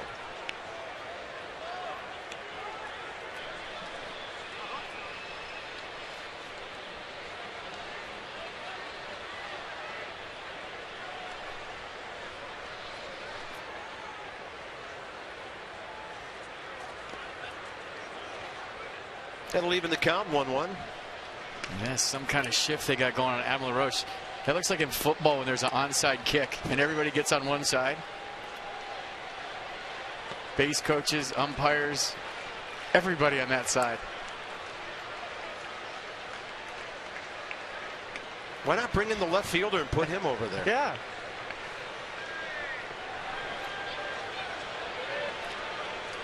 Well, LaRoche has stroked one into left for a base hit today.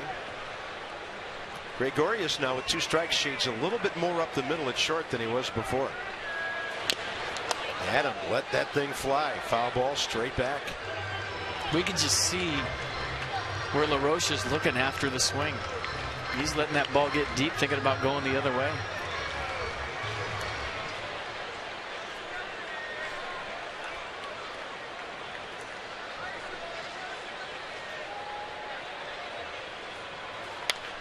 That is foul outside first. You're not getting one through there. It's impossible. MLB.TV celebrating 11 years, new low yearly prices. Every out-of-market game live online and over 350 supported mobile and connected devices. HD quality with MLB.TV Premium. LaRoche pulls another one, foul. Yeah, crickets at the bullpen. This is still Steven Strasburg game, sitting there at 102 pitches. You know, the Nats have only used 3 relievers this whole series. Clippert's made 2 appearances, Soriano 2, Storin 1. Those guys are fresh. And LaRoche, did he swing and miss that? Evidently he did. That's a foul ball. He might be claiming that he made contact. That's a foul ball. And now Hunter Wendelstedt's going to ask for help here. He showed Hunter the spot on the bat where the ball hit. And Hunter Wendelstedt may be calling for this at bat and this inning still alive. Well, if he checks the baseball, there's probably pine tar on it. He tried to hold up his swing and hit down by the handle. And you could hear the sound. It was an obvious foul ball. Looks like Adam LaRoche is still in there.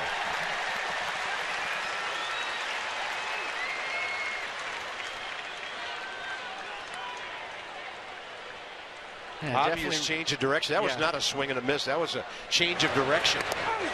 Yeah, there was 2 sounds right there. Ball hitting the bat, ball hitting Miguel Montero's gear. And Kurt Gibson lets Hunter Wendelstedt hear about it from the dugout, but I think it was an amicable conversation. Umpire explained it, and I saw Kurt nod his head. And a 1-2 now, outside.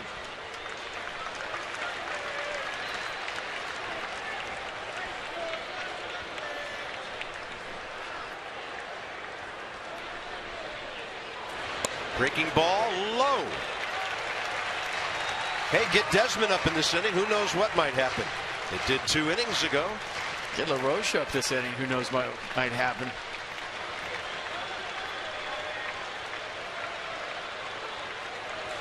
Adam LaRoche will hook it foul. Ooh. One of our fans tried to play that on the line drive. Couldn't make the play, but gets the ball back. I think he took it right in the chest. Oh, that could not feel. That could not have felt too good. LaRoche, what an at bat. He walks with 2 outs, just like last time. He was not sure whether that was ball 4 or not. Battles up there and reaches base for the guy with the home run. 11 pitches on that at bat. Here comes Desmond. Yeah, 4th slider in a row from Patrick Corbin to Ian Desmond. Results in a 2-run homer. And Corbin knew he left that too far up. Not a good reaction by him. Well, if you're Desmond, you probably get a fastball, right?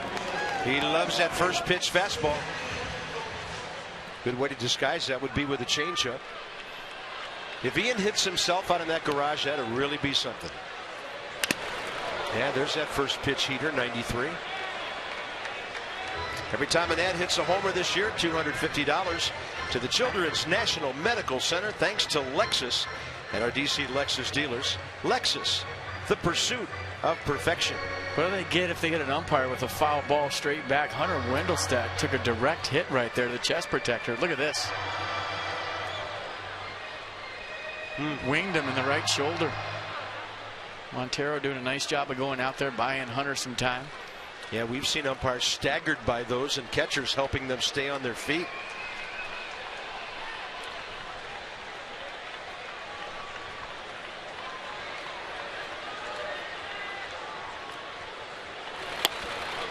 Pretty good location, 93 tailing away. You figured Ian's probably in pull mode. Good fastball. Now he's in protect mode with 2 strikes. This is when LaRoche generally likes that sneak attack steal.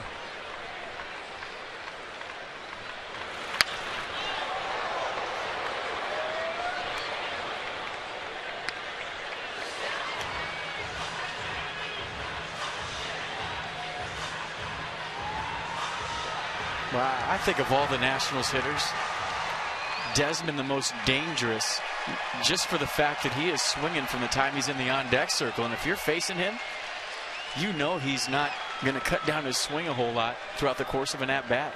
Targets in. Struck him out. 93 on the inside edge. Nat Strand, a runner. They've left 4 today. Into the 7th inning. The kind of pitching matchup we thought it could be.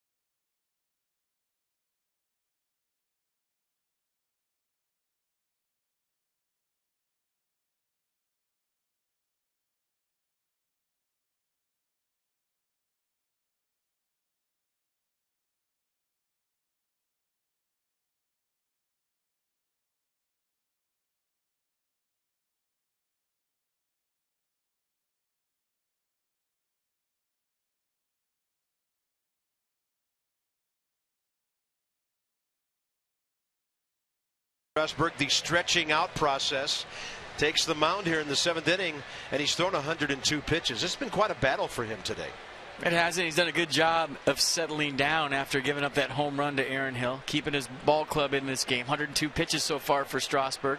Takes the mound again, and we'll see what he's got left in the tank. And this appears to be one of those ball games. First team to do something fundamental offensively, maybe get a 2-out hit, wins the game. Yeah, you figure, two good ball clubs going at it, and I think, Nats fans getting an idea of why the Diamondbacks are in first place simply for the fact that they played tremendous defense today behind Patrick Corbin.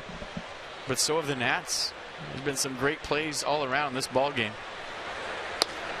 Good breaking ball, drops in.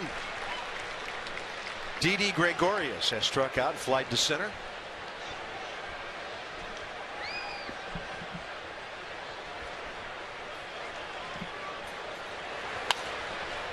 Off to the left side. First time Strasburg's thrown over 100 pitches since May 26th. Inside the numbers with Jeep. If you can get him 3 runs, you're going to win. That's won a 3-2 ball game last night. Jordan Zimmerman pretty much the same in that department. Little tapper. Strasburg makes the adjustment, comes back to get the ball.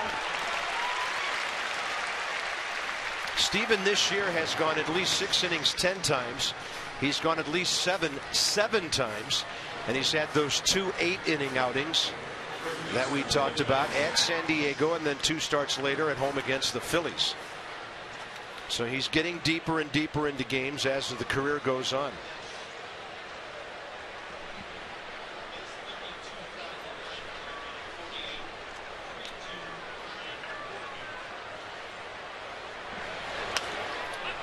Pretty good jammage right there, and a ball fouled back by Cliff Pennington.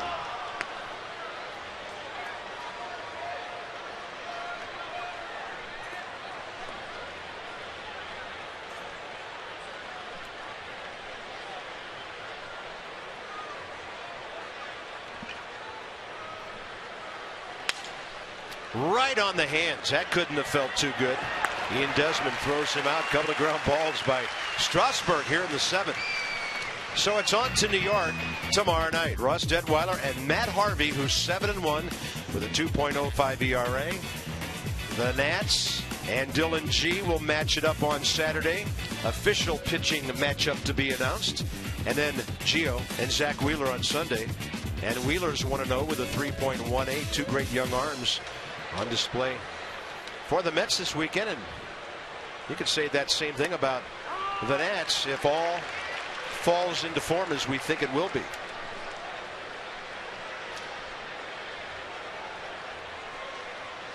Corbin could be around for a while. 80 pitches in 6 innings. And he has a big base hit today that got him on base before the 2-run homer by Aaron Hill in the 6th.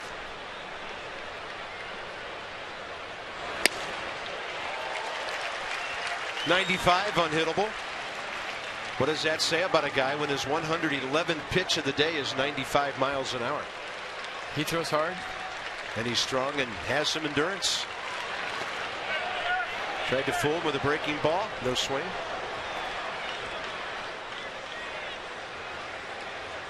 Now we saw that from Jordan Zimmerman in this series, to where, kind of gets stronger as the game goes along. I don't think people realize how hard starting pitchers work between starts. He threw him a changeup for the strikeout. Strasburg's first 1-2-3 since the first inning. He's due to bat third. If that's it, nice job today.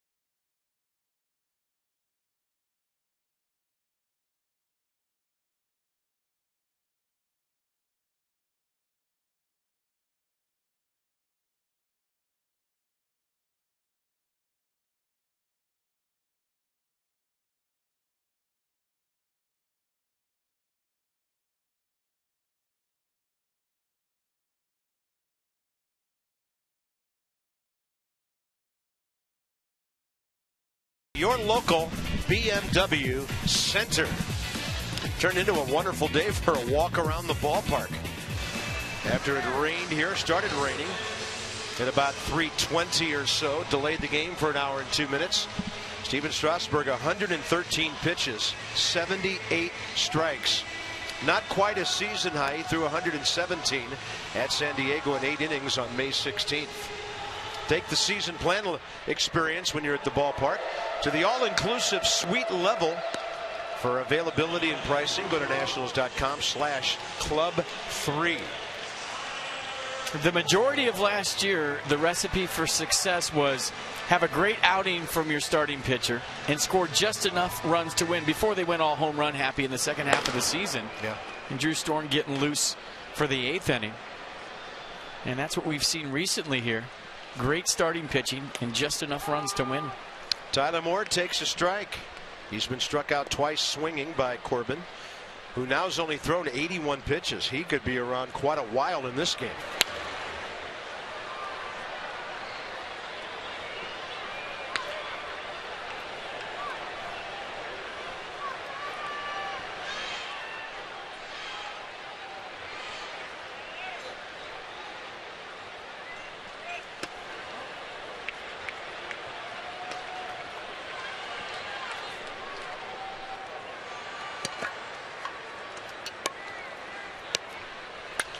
Tyler got jammed and was strong enough to foul it away. And Steven Strasburg with another strong performance here today. I don't even know if you want to say it was a mistake to Aaron Hill. He wanted it away, missed by a couple of inches. Hill on the fastball for the home run. But the most impressive thing he did today, I think, was after the home run, the single to Goldschmidt, the walk to Montero, settled down to get Cody Ross and Jason Kubel back to back with the go-ahead run on second base in the form of Goldschmidt. Did a nice job of settling down. Good trip by Steve McCatty. Good trip by Jonathan Solano to guide him through that 6th inning. And a 1-2-3 7th. Another great outing for the big right-hander. And he should be happy. He pitched very, very well here today. Tyler Moore, good rip. Stays alive on 2-2.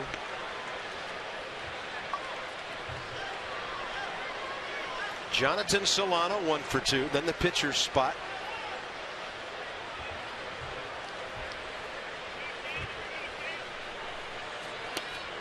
Change up outside. I see Chris Marrero with the bat down there. Doesn't have a helmet on just yet. That's a big pitch. You might see the Shark right here pinch run if he gets on. 3-2. Into right center. Pretty well hit by Tyler Moore. Ball is traveling. Caught by Parra on a full sprint into the scoreboard. That's one of the best outfielders in the major leagues. And he had a long way to go for that. Well, he took a weird route to this baseball, just kind of going over to his left and then had to make a left-hand turn to go get this. Ball carrying by Tyler Moore. And what an effort by Parra, and another highlight reel play in this ball game, and Tyler Moore can't believe it. But Parra just went straight across to right field right there and then had to take a left as the ball carried. Warning track, fence, reaching up to rob at least a leadoff double from Tyler Moore. Well, maybe the carry of the ball here today surprised him even long after the game started. So here's Solano 1 for 2.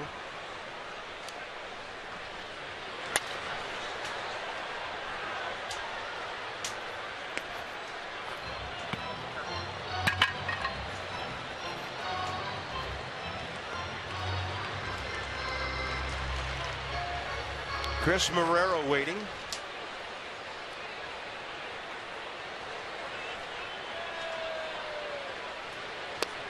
That's a beauty on the inside edge.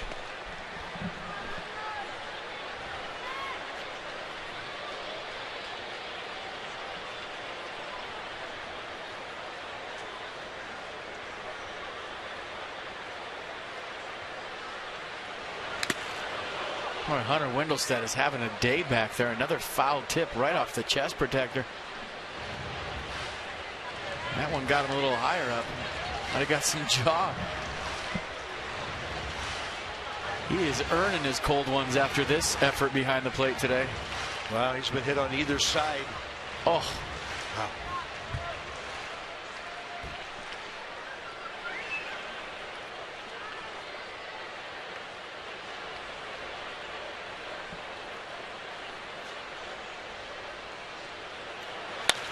And Solano with a two-hopper to Aaron Hill.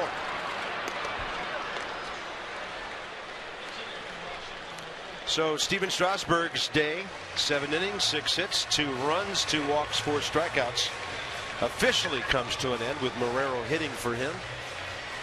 National League leaders in ERA, Patrick Corbin 2.24, right ahead of Jordan Zimmerman. The Nats will see Mr. 2.05 tomorrow night. When I talk about the day that Steven Strasburg's had, Patrick Corbin doing his thing too.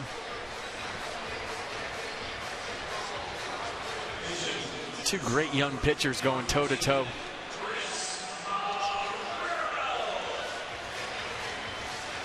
Chris Marrero as a pinch hitter, 0 for 4. He has collected his first base hit of the season, 1 for 15.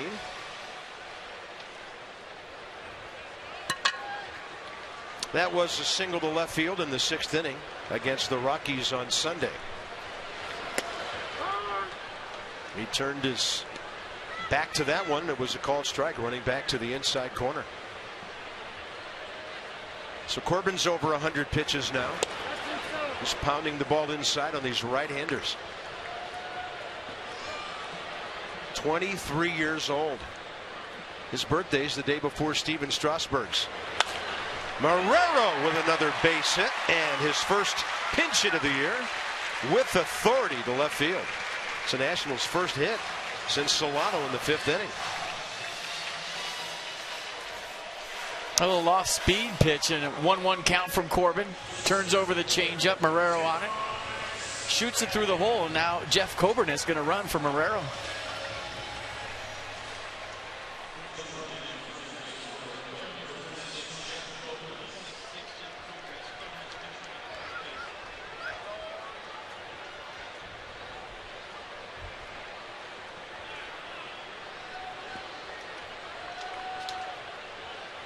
Denard Span 0 for 3, has pulled it 3 times, twice on the ground. Coburnis moves out to a good lead.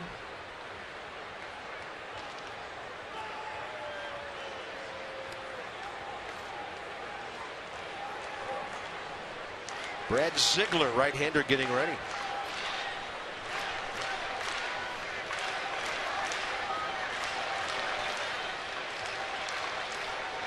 Corbin 104 pitches last time out in 8 innings, a 4-3 win at home against the Reds 5 days ago. This is the 7th time this year he's thrown over 100 pitches. And he's trying to go 7 for the 9th time.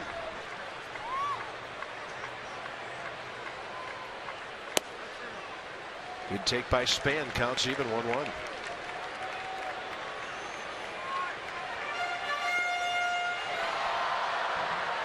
Nats need to score to give Steven Strasburg a chance at a W.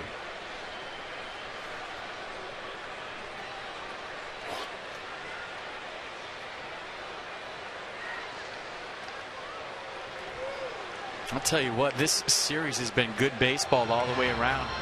First game 7-5 Nats. Last night 3-2. Tied at 2 here. Be a good playoff series in October. And the Nats will play their last 3 games of the regular season at Arizona. 1-1, runner going. Pitches a strike. The throw is there but late. Pretty good pickup by Gregorius to make it close. And Jeff Coburnis grabs his first major league stolen base. And it was a big one here in the bottom of the 7th of a tie game against a left-hander. Coburnis with a good jump right here on Corbin. Looks in right there. Span takes a strike to allow him to get into scoring position. You called it. Good pick by Gregorius. But a good jump by Jeff Coburnis puts the go-ahead run in scoring position with 2 strikes and 2 outs. Wow, that was close. And Span behind to the count now, 1-2.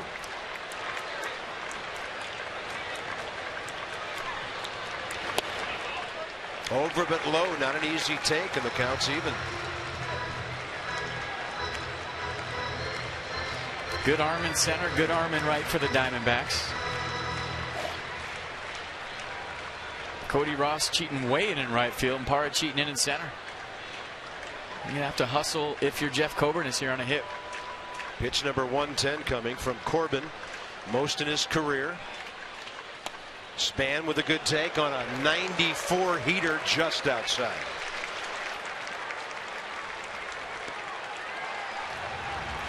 Wouldn't you love to see that man bat in this inning? He might be facing Brad Ziegler, though. I don't think it really matters who he's facing at this point. What a huge pitch right here. 3-2, 2 outs at an Art Span. Corbin could be pitcher of the week for getting Rendon 0 for 3. And a 3-2 now. First base open, 2 outs. Denard Span! Oh, what a pick by Goldschmidt. Unbelievable play to his left. Wow. And this play keeps the game at 2-2 after 7. He can hack. He can drive in runs. He's also still on the base today, Goldschmidt.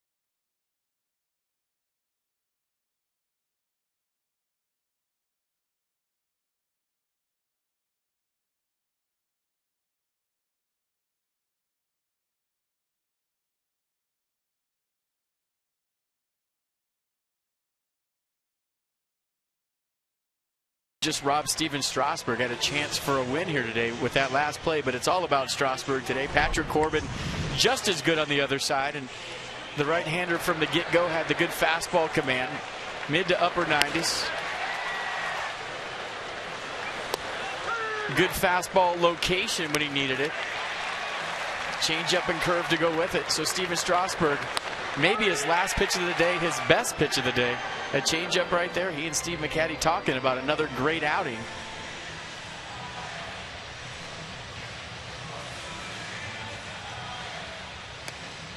I'm still in awe of the defense I've seen here in this game from both sides. That play by Paul Goldschmidt right there, unbelievable. Roger Bernardina takes over in left field. Drew Storn on for his 34th appearance of the year. 2-1 record, 4.11 ERA. Opponents hitting .293 against the fastball slider changeup combination from Storn. Fastball in the mid-90s. Yeah, pitched in the 7th inning here on Tuesday night. Gave up the unearned run when Anthony Rendon made an error.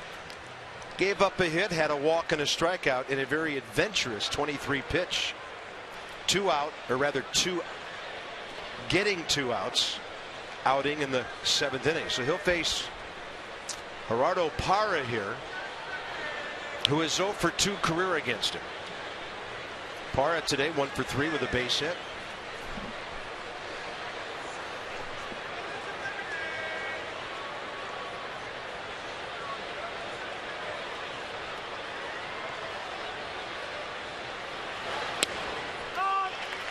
First pitch breaking ball, a good one side of the plate to the other.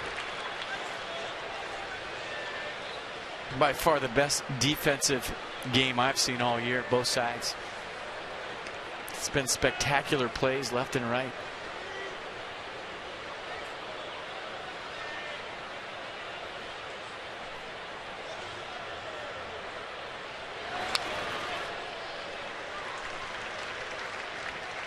Hard to get over the top of 94.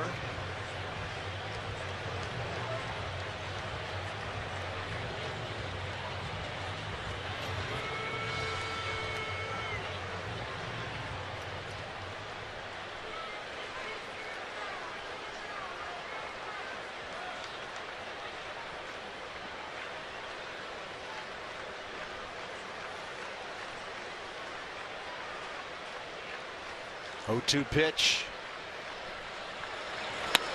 Oh, he throws a changeup right down the middle.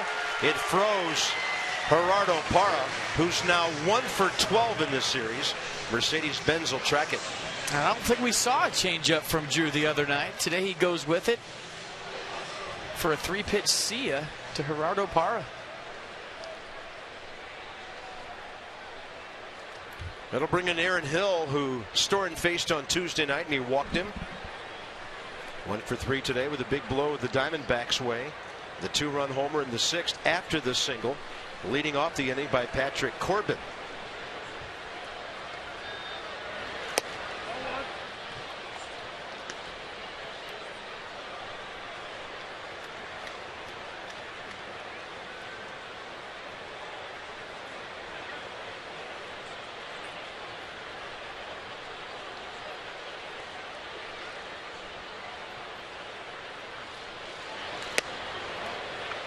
Close. That ball back up and stay inside.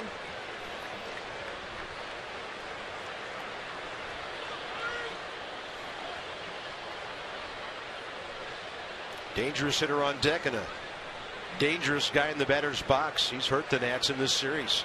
3 hits, 2 walks, good defense. 2-0 pitch. Hill taking 94 on the outer edge. Yeah, perfectly placed 2-0 fastball from Drew Storen. Hit a spot.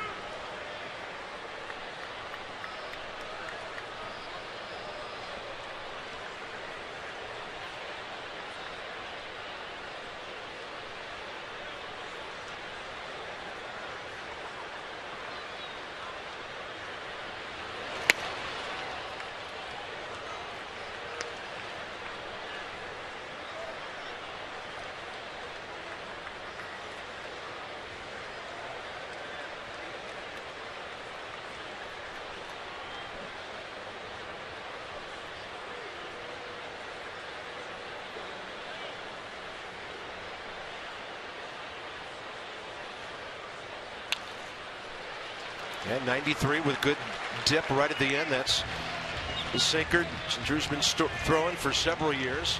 And he got the count 3-2 with 1 out. I'm telling you, that changeup looks exactly like his fastball. He can be fooled so easily. So on 3-2 with a right-handed batter in there. Solano and Storen teaming up here.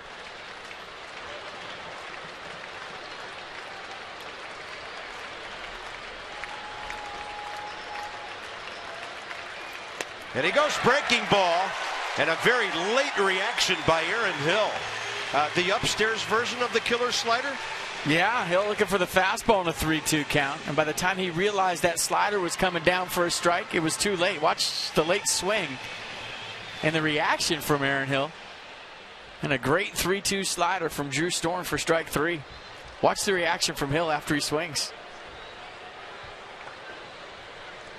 Tried to go emergency hack, foul it off, buy himself another chance, couldn't do it. Well, Paul Goldschmidt may not be in single mode here. Bases empty, 2 outs. 6 hits in this series, 5 of them singles. He had an RBI hit against Drew in the 7th inning of the Tuesday night game. 2 for 3 today, 6 for 12 with 2 batted in. Let's just hope he takes this hot bat down to Atlanta with him.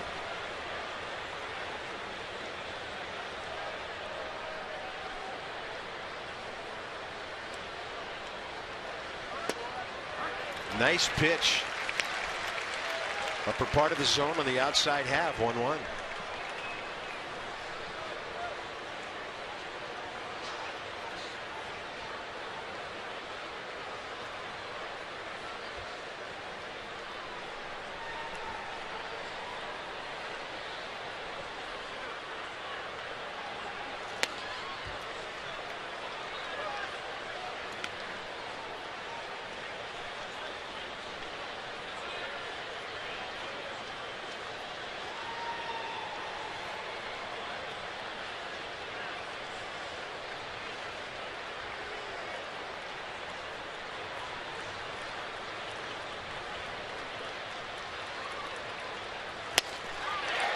And he's got some run on that fastball, 94. Man, look at the two-seam fastball down and away. And you called it some serious run.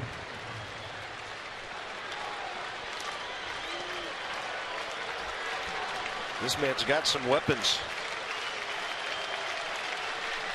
Got Parra with a changeup, Hill with a slider.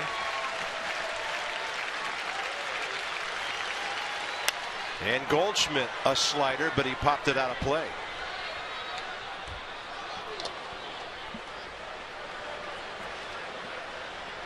We can just tell by the delayed reaction of the Diamondback hitters how late they're picking up that storm slider.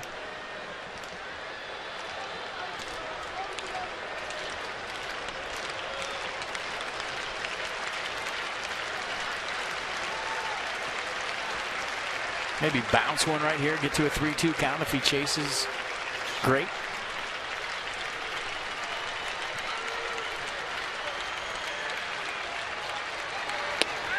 That's a changeup boring in on the right-handed batter. Struck out the side. How about that? Drew Storen showing the repertoire. It'll be Rendon, Zimmerman, and Worth coming up. Bottom of the 8th, 2-2.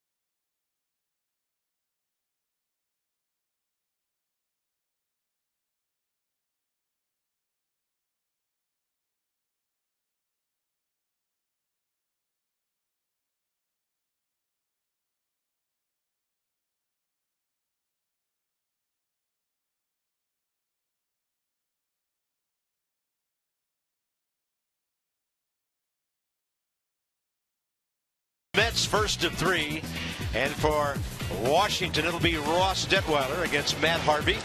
Harvey is 7-1 with a 2.05. He leads the league in ERA and strikeouts with 121. Ross is 2-6 with a 4.18. And career against the Mets, he's 4-1, so maybe some blue pinstripes, all he needs to see. 6:30 Nats Extra. We'll join you from the booth at 7 o'clock from Citi Field tomorrow night. It's a 2-2 ball game, bottom of the 8th, with Rendon, Zimmerman, and Worth coming up. Defense on both sides.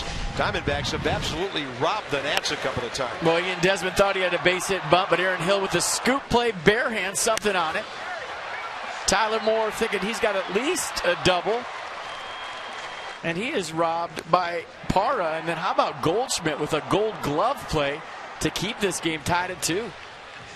That was a game saver so far for the Diamondbacks. So Brad Ziegler makes another appearance. Well, actually, his first appearance of the series. We've just seen him warming up on several occasions, so he gets in there. 32-year-old right-hander, 6'4", 212, a sidewinder.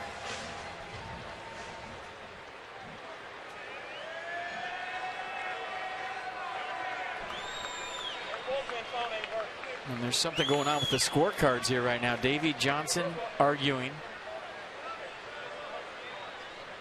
Kurt Gibson talking to Hunter Wendelstedt.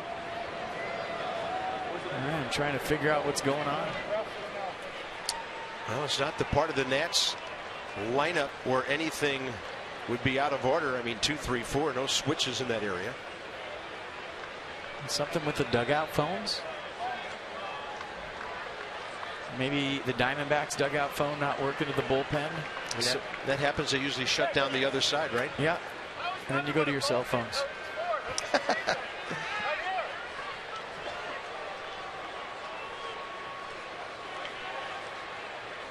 Now, Brad Ziegler did appear in the 8th inning here on Tuesday night. Gave up an unearned run on a hit.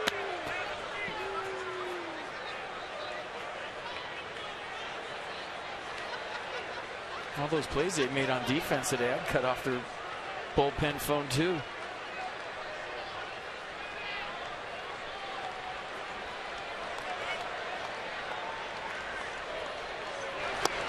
Anthony Rendon takes one outside. He lined out hard to right against Ziegler in the 8th inning on Tuesday night.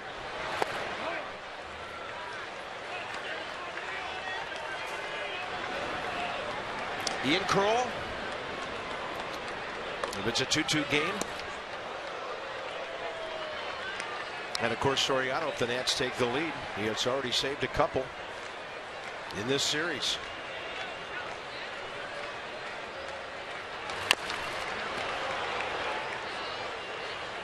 But that two-seamer just keeps coming, doesn't it? Anthony Rendon trying to get inside of that. And watch the late movement on the sidearm swinger and the foul ball off the foot of Rendon. Watch this late run. That's almost like a left-handed slider. Yeah, guys from that angle not capable of throwing a perfectly straight ball. Rendon hustling, third base line, and out on a close play. Pennington with robbery for the 2nd time today. He's made a couple gems himself.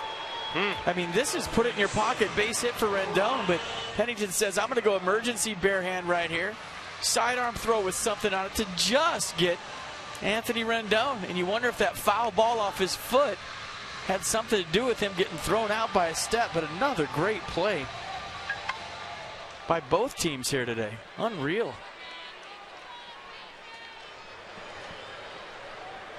Ziegler takes on Zimmerman. Ryan was not in the lineup against him when he came in on Tuesday night. Zimmerman 0 for 2 career against this sidewinder. He moves that one 87 to the outside corner, 1-1.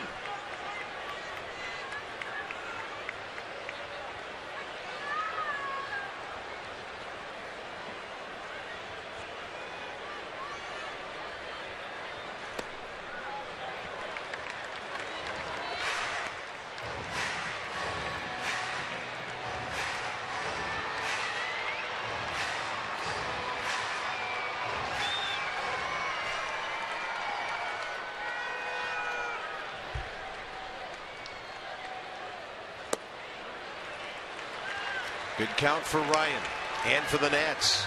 Trying to get that lead run aboard here in the 8th with Jason Worth next, who's 0 for 3 today.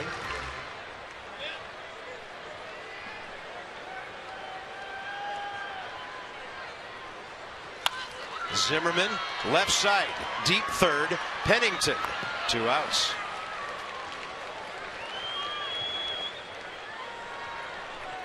Man, Nats would be better off if Matt Williams was playing over there. Today's copyrighted broadcast, presented by authority of the Washington Nationals Baseball Club, may not be reproduced or retransmitted in any form, and the accounts and descriptions of this game may not be disseminated without the express written consent of the Washington Nationals. That'll bring in Jason Worth. Well, my card, I have Jason Kubel with a 3-star play, Gerardo Parra with a 3-star play, Aaron Hill with a 4-star play, and another great play on Zimmerman. Pennington with a couple of nice plays at third. Worth with a base hit. He'll check in after going 0 for his last 7. First pitch attack. Lead run aboard for Adam LaRoche. And if you hit him right there, nobody can make a great play on you. Nice piece of hitting by Jason Worth. The Diamondbacks only have one lefty in their bullpen, and Tony Sipp is not throwing. So this is Ziegler and LaRoche all the way. Former teammates here. You got Span and Solano with great plays for the Nationals. You remember Span throwing out a runner at home, Parra throwing out a runner at home. This is the defense in this series alone has been worth the price of admission. Adam LaRoche 0 for 1 career against Ziegler. He's had a good day. 2 walks, a run, a base hit.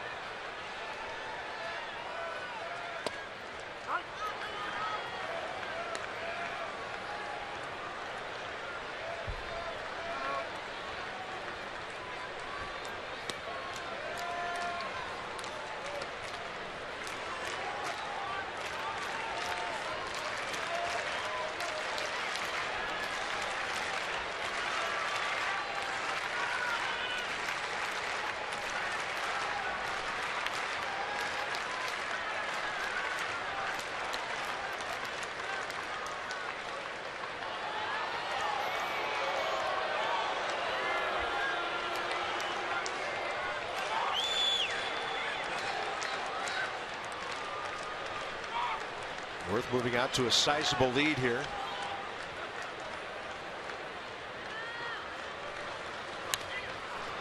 That one, some late dip, 78 miles an hour. Adam hit over the top of it. Now an 0-2 battle for him. Bottom of the 8th in a 2-2 game. 2-6-0 Diamondbacks, 2-6-0 Nats, and the O's are the most impressive parts of those line scores. Flawless defense, and nobody's booted one today.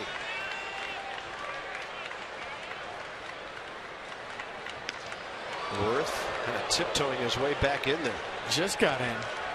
See him shaking his head right there, like that caught me by surprise. And that was closer than it probably needed to be. Trying to get that right foot in there. Target away. And Worth diving back in this time.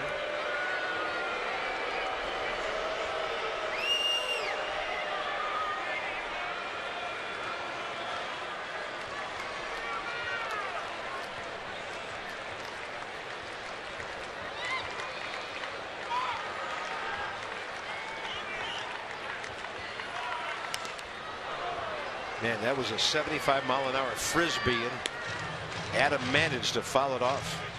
Well, Ziegler, this whole at-bat has been on the inner half to LaRoche.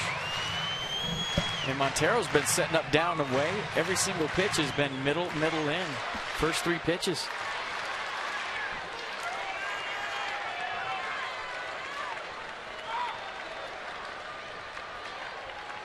Target away on 0-2. And a little bouncer. Backhanded by Hill. This one's going into the 9th inning. Nationals have stranded 6 runners. And it's a 2-2 deadlock.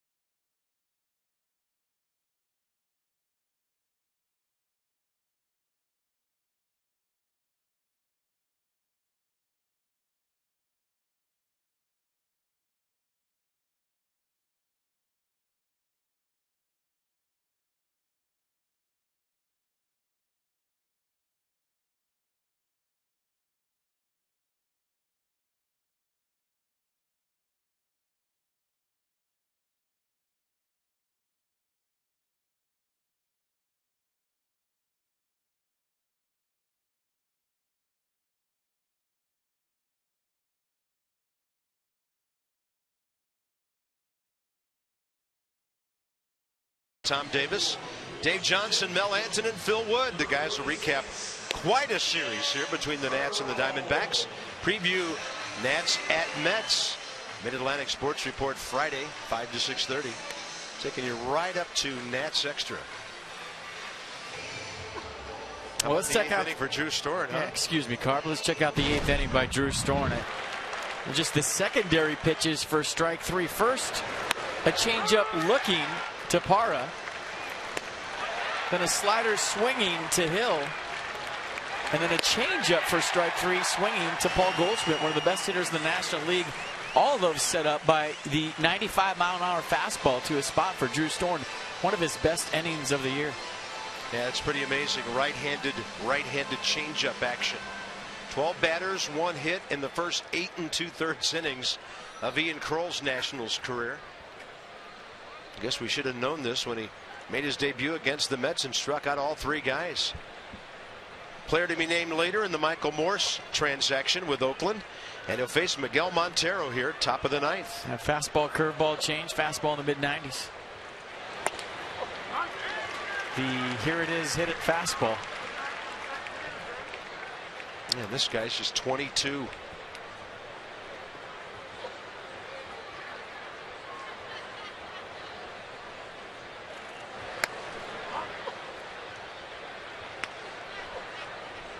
One ball, 1 strike. Montero 2 walks today and a deep fly ball.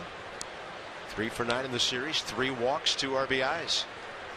Good crowd on hand for this finale. Hoping for some action on the good side. Nearly 33,000 for this 5:07 start delayed by rain. 32,948.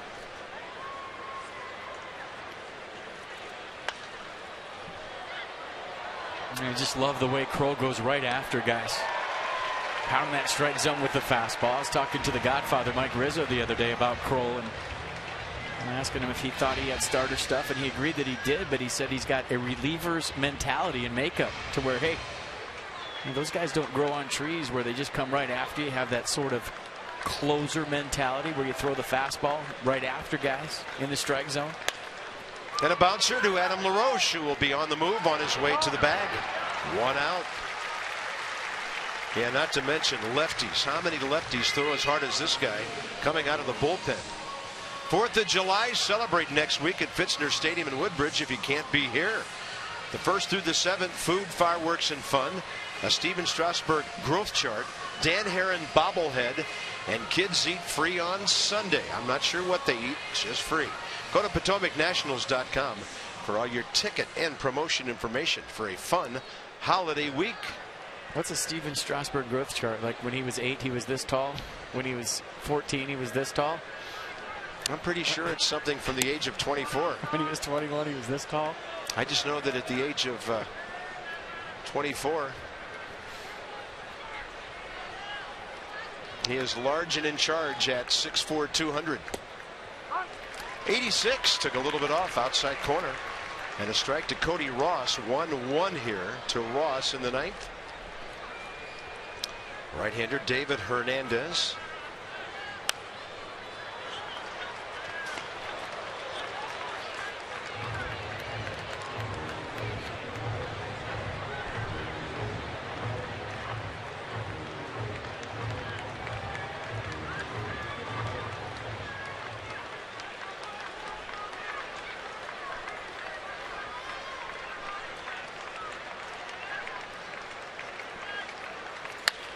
Up the middle. Rendon can't get there. The lead run aboard for the Diamondbacks in the 9th with Jason Kubel coming up. And Cody Ross doing a nice job of getting on top of that high 94-mile-an-hour fastball from Kroll.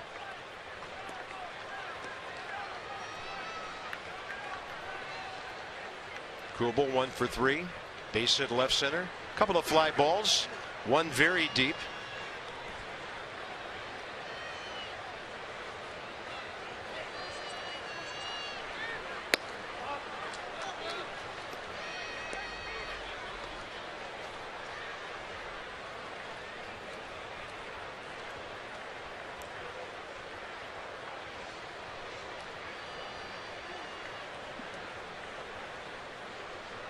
Cody Ross 0 for 1 stealing this year. And Kroll with a breaking ball. He had Kubel way out ahead.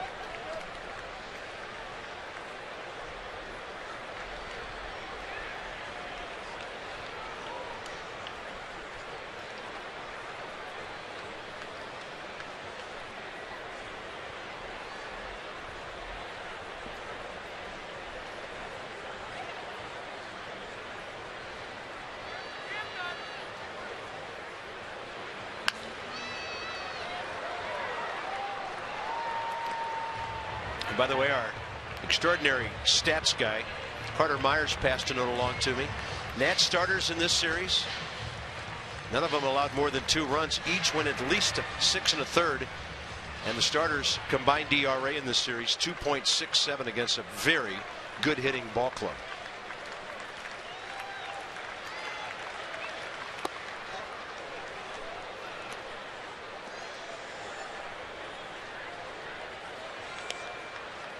Well, we showed it in the open how the big three have been getting the job done.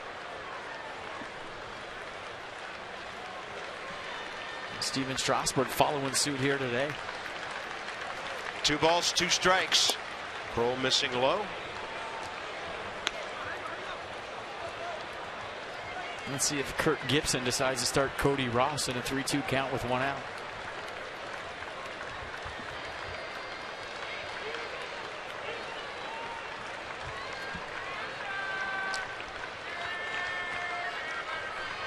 Ross holding, and a ball skied out to left center. Roger Bernardina, 2 outs. Head over to Facebook.com/Masson Nationals. Vote for your favorite Ryan Zimmerman Fan Challenge finalist video. Do that by Sunday. The entrant who earns the most votes during that period earns the right to go head-to-head against Ryan in a game of their choice. Masson's Fan Challenge, presented by Care First. Didi Gregorius.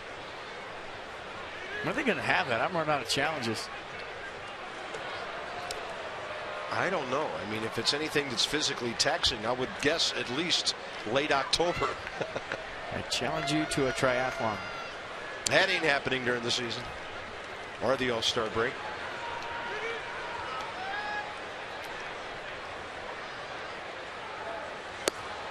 Fastball just missing. Gregorius today, strikeout, fly ball, and a comebacker. He's 0 for 6 in this series.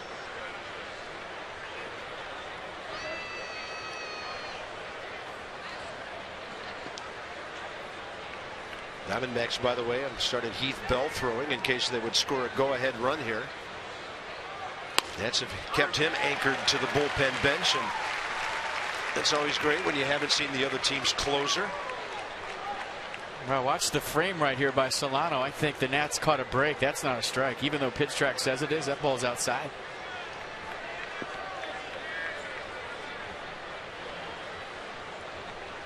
David Hernandez on your right, Heath Bell the left, and a 1-1 pitch. Kroll breaking ball, missing low and away. When he's missed in the inning, he has kept everything down.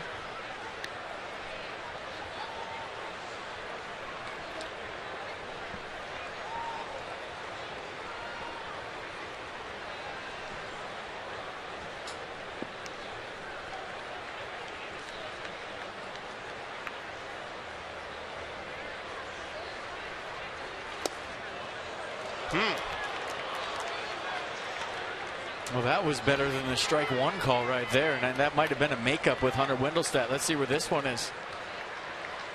Yeah, a little bit closer than the pitch that was called for a strike. 3-1 now.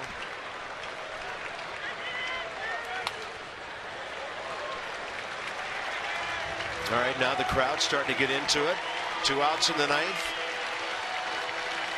6, 7, and 8 coming up in the bottom of the inning.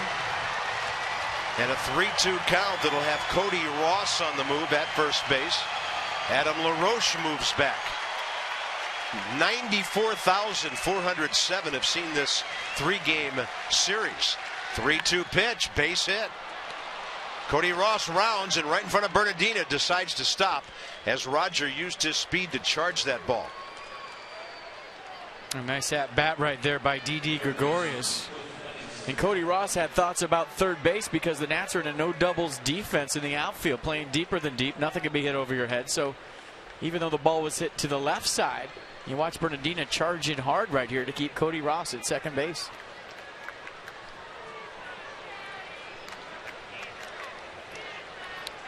.21 pitch inning now for Ian Kroll. Well, Cliff Pennington's one of the reasons this game is still tied. With the base hits he's taken away defensively at third. He'll be the hitter here. 0 for 3 today with ground balls. One of them a double play. So thanks to Gregorius, Kurt Gibson gets the right-handed bat versus left-handed arm matchup he was hoping for.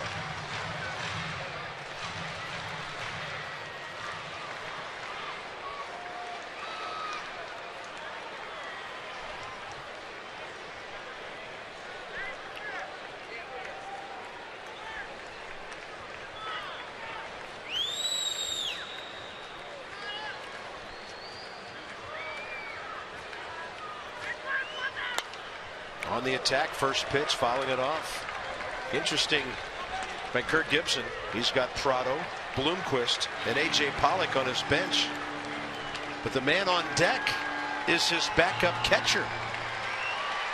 Well, Pennington hitting 161 right-handed, 275 left-handed this year for the Diamondbacks. 0-1 count. Perfect fastball. Outside edge. 0-2. Yeah, a little letter rip at 94 on the black. Perfectly placed for strike two.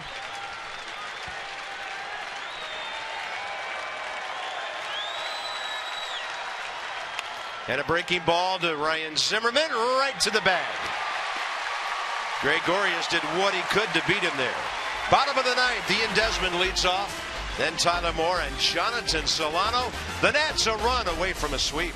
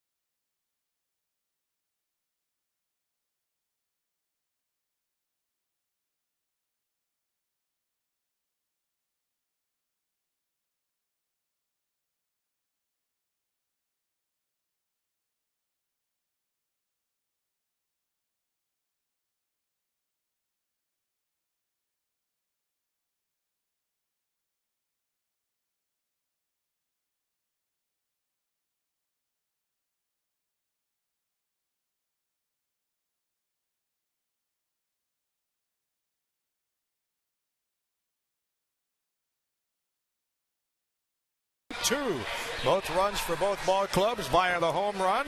Hill got one for the Diamondbacks, and of course Ian Desmond got one for the Nats. Johnny Holiday and Ray Knight welcoming you to our Nats Extra postgame when this game is over. We hope it's a couple of outs away from now, don't we? It'd be really nice to close this thing out right now.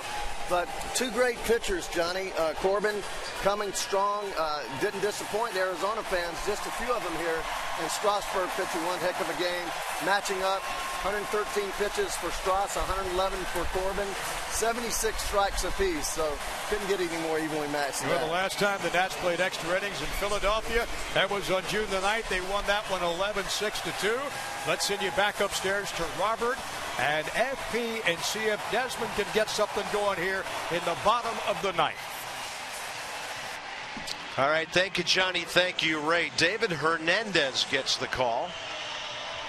33rd ball game. And Hernandez in 34 innings, 34 strikeouts. And the league's only hitting .220 against him. He's a big man at 6'3", 230, 27 years of age. 146 games for the D-backs in the last 2 years. Ian Desmond's been here against the D-backs before in a walk-off situation. May 2nd, 2012. Ian Desmond goes into the Diamondbacks bullpen for a walk-off jack, and I think this was the big jump at home plate. And you know what? That was a 2-run homer that turned a 4-3 deficit into a 5-4 win. That was against J.J. Putz. Breaking ball is in there. Ian Desmond 0 for 3 career against David Hernandez. A fastball curveball change from Hernandez. Fastball mid-90s. A fastball just outside. 1-1. Desmond 1 for 3 today with a 2-run homer. 1 for 9 in the series, but 3 RBIs.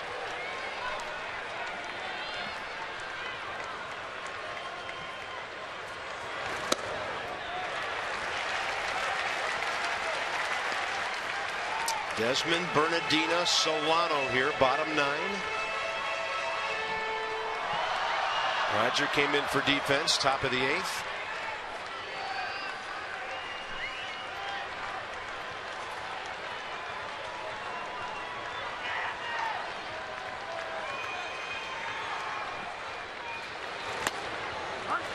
Got the call. Right on the edge, evidently, and 2-2. And 95 on the black two-seam fastball, caught the outside corner.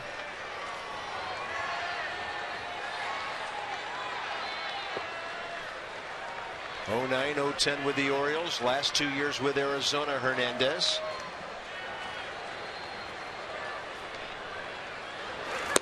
Big breaking ball strikes out Desmond. Next up, Roger Bernardina. And with a two-seam fastball on the black to the slider right here in a 2-strike count. And Desmond couldn't hold up on a pretty good pitch from Hernandez. Roger Bernardina 0 for 4 against him with 3 strikeouts. Late for 95.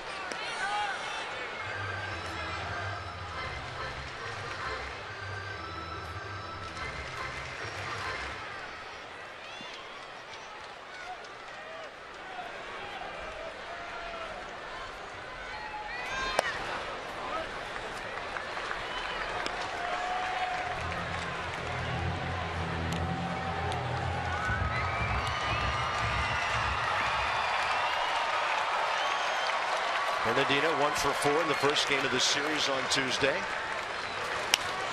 Just trying to make some contact. The count's 1-2. He's been swinging better lately, kind of quieted his swing down, more direct to the baseball.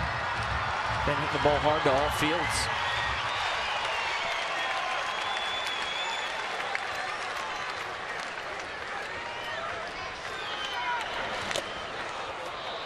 Pretty nasty breaking ball on 1-2, and he managed to stay alive.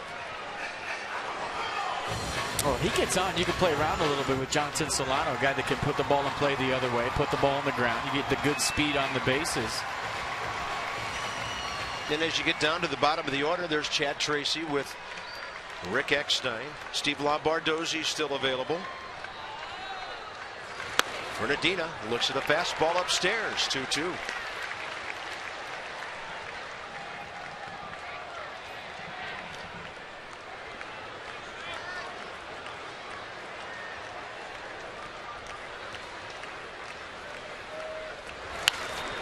Good job by Roger now, spoiling some pitches.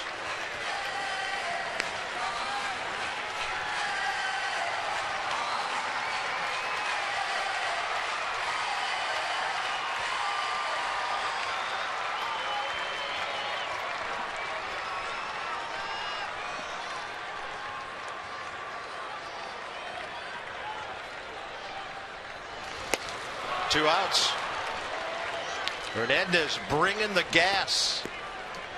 It'll be up to Solano to keep this inning alive, get it down to Chad Tracy. Interesting thing in the Nats bullpen. In a 2-2 game in the bottom of the 9th, the closer is warming up to pitch the 10th inning. Stammen was up earlier. Yeah, he's hot too. Yeah, interesting.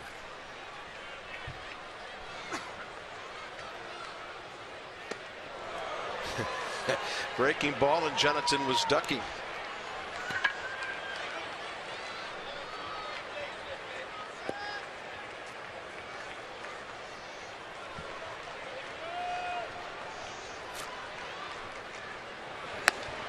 Oh, you figure Carp tie game at home. You're not going to need a closer if it goes extra innings.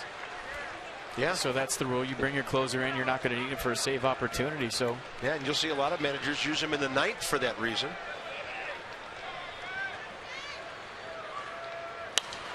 Then Solano will follow it off to the right side. 2 balls, 1 strike.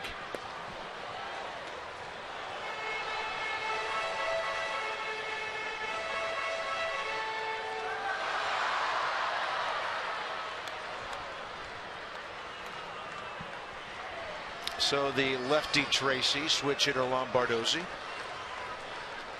Kurt Suzuki getting the day off. 2 balls, 2 strikes.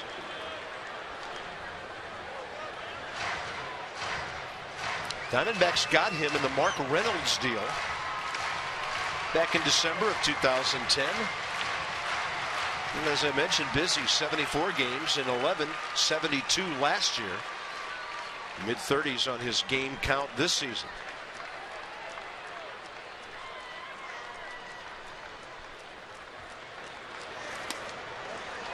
Wow. Front door breaking ball stayed inside. well, if you're Jonathan Solano right here, you're betting the house on a 3-2 heater. Get it going early. Try to catch her out front. Throws you a slider. He's got you.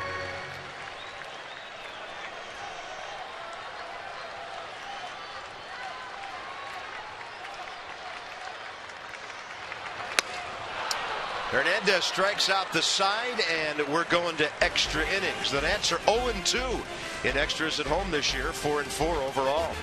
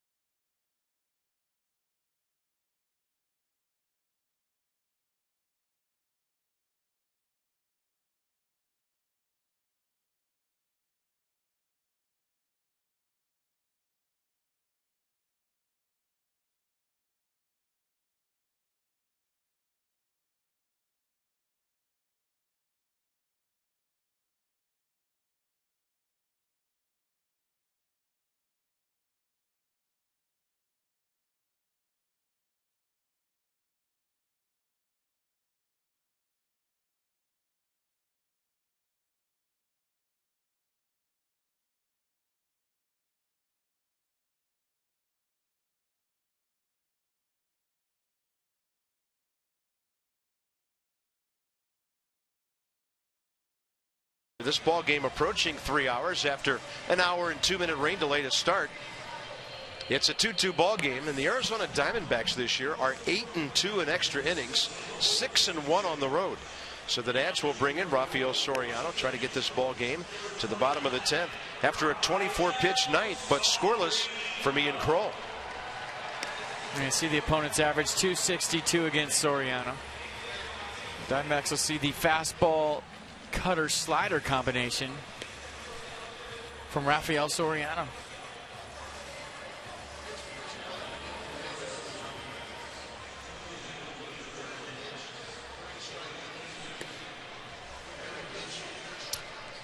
And the Diamondbacks will go with their best pinch hitter. Haven't seen him in the series.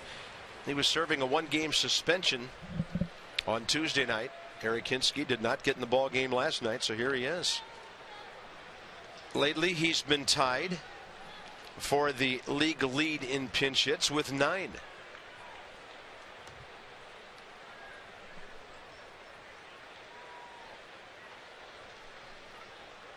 And that's 66 career pinch hits for 35-year-old Eric Hinske.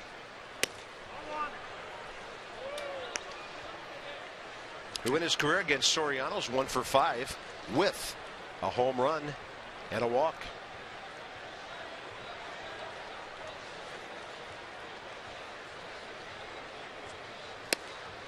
And a guy who was originally suspended 5 games for that brawl in Los Angeles appealed, got his appeal down to 1 game, served it the first game of this series. And some of the Dodgers spoke on his behalf to get his suspension reduced to 1 game. Said he was being more of a peacemaker than anything in that brawl, and there's no way that he should have been suspended for 5 games. Yeah, sometimes you got to put your arms around somebody, put him in a bear hug to keep him from doing damage. And maybe they saw him doing that, thought he was instigating, but he wasn't. Wow, how about that? Is that a swing? No, says Greg Gibson, the crew chief, at third base, 3-1. You be the judge, you make the call. Did he go? That went pretty far.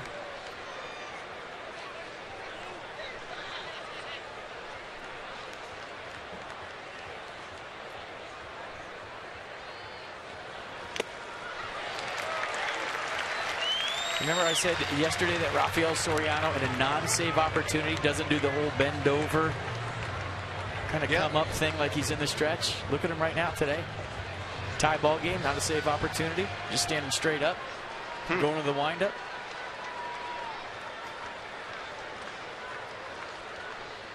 Only does it in save opportunities. Doesn't untuck his shirt if it's not a save opportunity, and doesn't do the whole bend over, that is whatever really you want to unusual. call it, deal. I don't even know what you call it. A different delivery depending on what kind of game it is. Yep, check it out.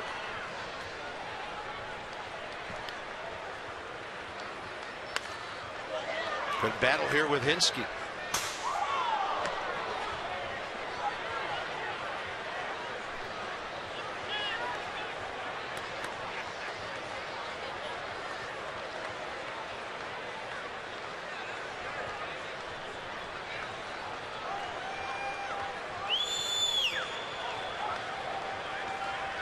Three-two again. What an at-bat by Eric Hinske, and their lead runs aboard. Leading off the 10th. They've got a bunch of guys on the bench if they would go with the pinch runner here. Yeah, look at the buckshot in the pitch track right here. Everything up and away to Eric Hinske. And Willie Bloomquist will be the pinch runner for Hinske here. Stay at the office, lead off walk, shut it down.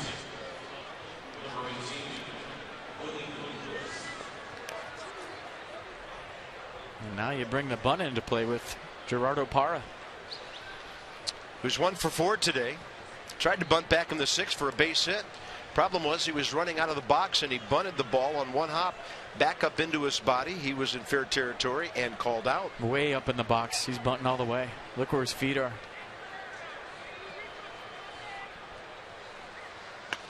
He's going to bump it right to Ryan Zimmerman, playing shallow. Good stretch by LaRoche. Well played on both ends on the 5-3 sacrifice. And just get the ball down the ground. You got a pinch runner in there. You don't have to be fine. Perfect bunt. Nice play, Ryan Zimmerman. The go-ahead run in scoring position with 1 out here in the 10th. Soriano and Aaron Hill. Rafael faced him on Tuesday night, flied him out to left. So Hill against Soriano, 1 for 4 career. Diamondbacks trying to salvage a game here and break a 3-game losing streak. The 2 teams in the division out there chasing them. Colorado and San Diego. San Diego not playing. Rockies are leading the Mets 2-1. Josh Colmentor and Heath Bell. Colmentor on the left.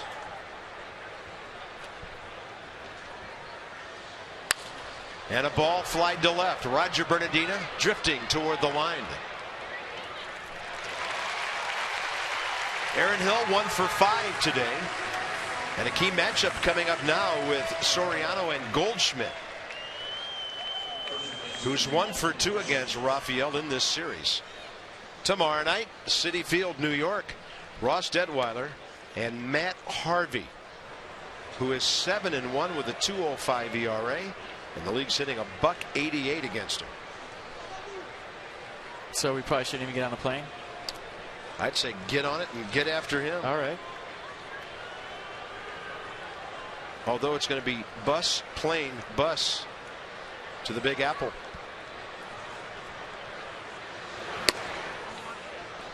One and 0. Goldschmidt 2 for 4 today in the series, 6 for 13, 2 RBIs.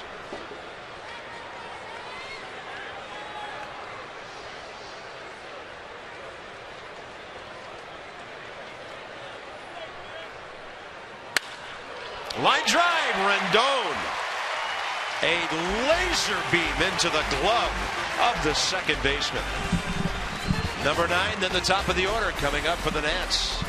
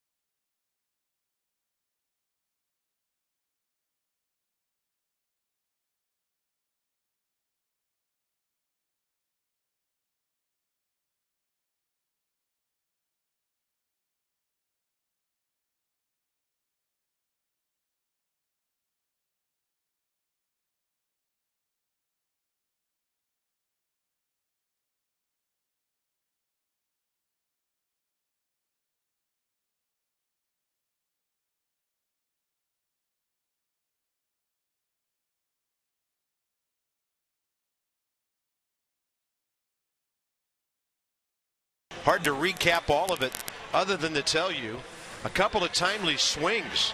Ian Desmond in the 4th, a 2-run homer. Aaron Hill in the 6th, a 2-run homer. And other than those 2 swings, we've seen a day with great pitching, amazing defense on the part of both ball clubs.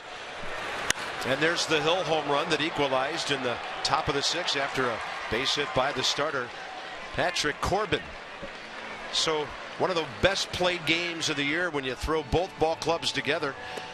And down to the bottom of the 10th, this one goes. Chad Tracy will be facing Josh Colmenter, who appeared in the 8th inning of the ball game last night and gave up a hit to Ryan Zimmerman, intentionally walked Adam LaRoche, but got a scoreless frame.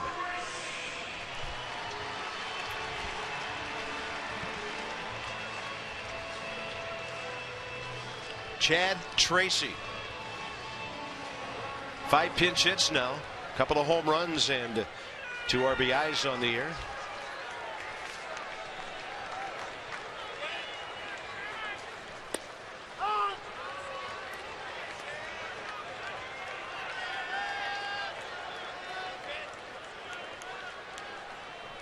I have this as the first career at bat by Tracy against his former teammate. No balls, 2 strikes.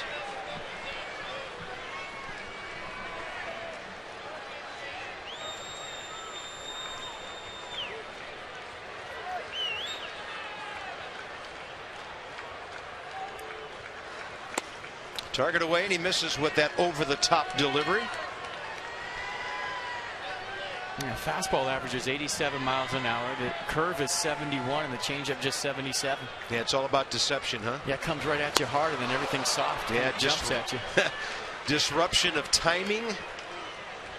The last 4 Nats have struck out against David Hernandez and now Josh Colmenter. A changeup right here, 77 miles an hour, pulling the string, everything away to Chad Tracy. Yeah, look at that pattern. And he's trying to end the baseball game. Denard Span, first career at bat against him, and he showed bunt, got Pennington on the move.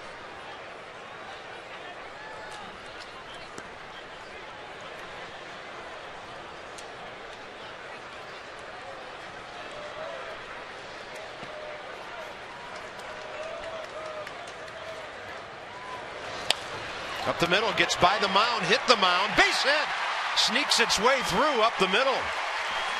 Looked like Gregorius was going to get there, but FP, I think that ball hit the mound and had some strange spin on it. Well, if he had made that play, that's enough already. I mean, I've seen enough Gold Glove plays by this defense today, last all season long, and if he goes spin move right here and throws Denard Span, if he throws him out, I'm done. Denard Span wheels on here. See, I think he started spinning right when he got to the ball. He did. He knew that was his only chance. A little break dancing right there at the end. That's nice. Somebody out there, don't be afraid to miss one today. Yeah. Here's Anthony Rendon. See, this is when a leadoff hitter, a legitimate base stealer, earns their money. When all the ballpark, both teams know that the stolen base is in play. You can steal a base right now. That's when it's valuable. And Montero, we mentioned this on Tuesday. Not a lot of help from his staff this year. 3 for 21 caught stealing. Span is 8 for 11 stealing. Got a nice lead. Coleman just tossed a little changeup over there that was in the dirt. Pretty good percentage career-wise.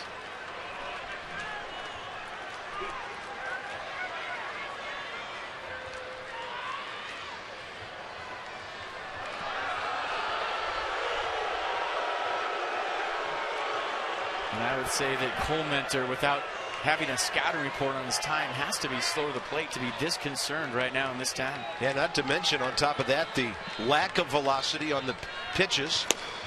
And Rendon will look at 186. That's his best bolt right there. Actually wrong, unless that was a slide step right there. That was a 1-1 real quick to the plate.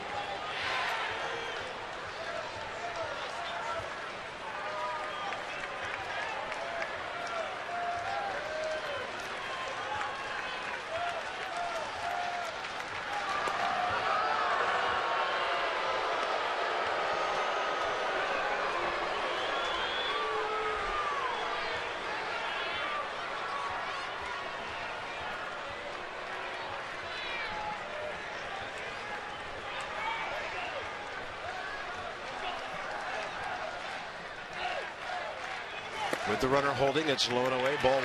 Yeah, Denard Span trying to get a jump cart, but Coleman just a little bit too fast to the plate. And now if you're Trent Jewett and Davey Johnson, you're feeling frisky. The hit and run is in play. You got a guy that can hit the ball on the ground behind a runner. Rendon can handle the bat, and Coleman looks like he's throwing strikes.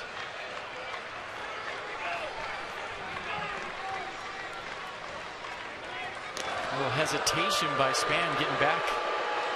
Might have tipped the hit and run was on.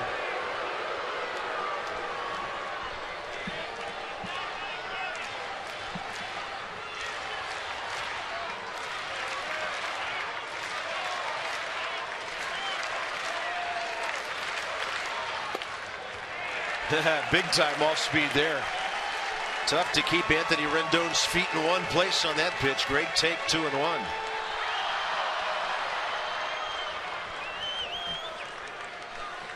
Nobody wants to face that man in extra innings in this park.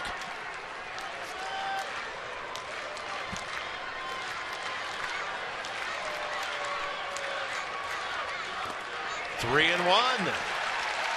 This is nice because is he going to try to trick him, or does he have to come with a fastball on 3 and 1? And it's not an overpowering heater. Big stop by Montero right there on the short changeup. Chose not to block it, backhand gloved it, and that kept Denard Span at first base. Coleman was the pitcher last night when Rendon flied nearly out of this ballpark up against the barrier in left field. Game on the line, extra innings, and Anthony Rendon is laughing at the plate. Think he's nervous? I don't think so.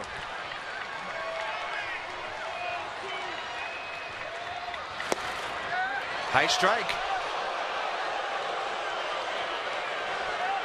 I think he called it perfectly, Carp. High strike right here. Probably the top of the zone. And now you almost have to start Denard Span the 3-2 count with 1 out.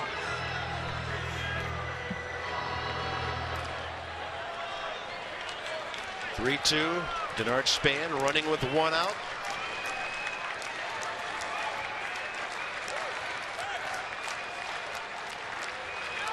Diamondbacks think so. Well, I mean, the most important thing right here for Colementor is to throw a strike. If Span's going, he's going. You got to deliver a strike. The runner's out of the equation right here.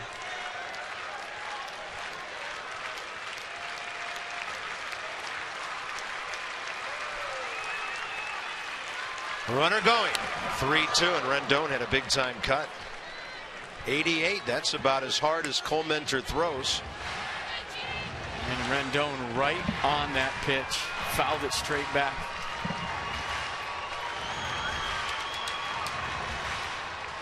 Show the mullet off. Get back in the box. Use a little mullet power here in the bottom of the 10th. Why not?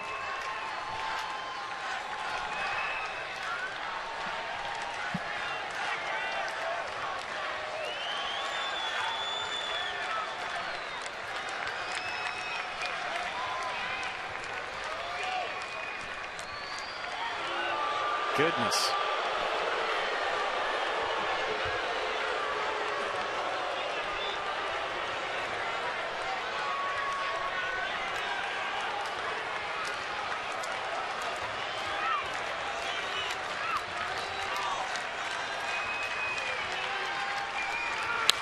Rendon with a flare to right. Underneath it, Cody Ross near the line, 2 outs. Ryan Zimmerman singled against Colementor last night going the other way. Should have been called a double. That was his first career at bat against this righty.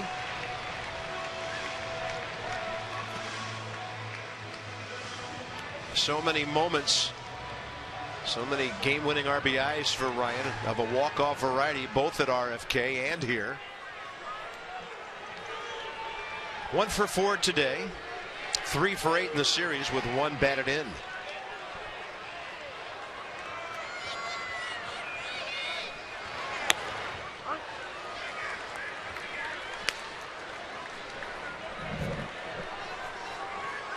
Look how deep the Diamondbacks outfield is playing right now. No doubles. Parra with his heels almost on the warning track. Cody Ross deep in right. And look at Kubel in left. Cutting down the angles on the gaps and keeping everything in front. 1 ball, 1 strike.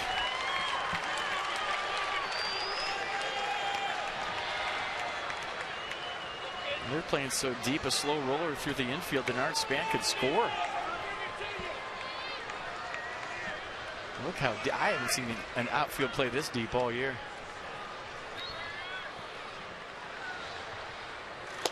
You know, after watching the defenses in this game, I'm not doubting where anybody plays anytime. Those guys have been right where they needed to be all day, including that play way back when by Kubel on the drive by Rendon in the first inning. Ryan has the count in his favor.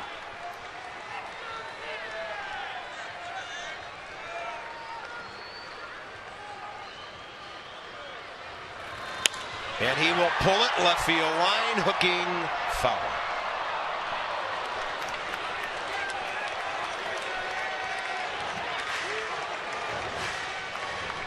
And we got a 2-1 changeup, tried to stay through it. Caught it out front. Jason Worth waiting, base hit last time. Nats have had 3 hits since the 5th inning. And only 7 all day, 8 for the Diamondbacks. Target in. Zimmerman right field with some carry. Cody Ross has room. And we're going to the 11th inning. Nats have stranded 7 on the day. 2-2. It's been that way for a while.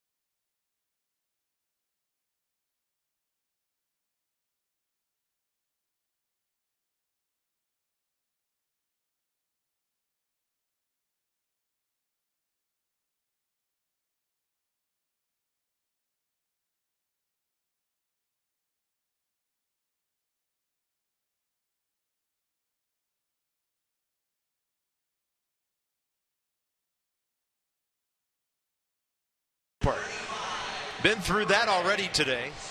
1 hour, 2-minute rain delay to get started. Now this one going into the 11th inning. Let's a look out to the west.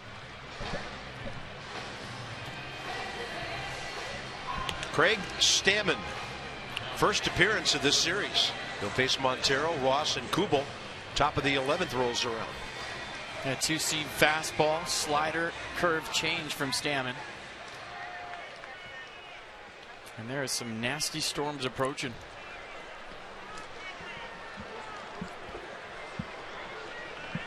Miguel Montero, 3 for 5 career against Stammen.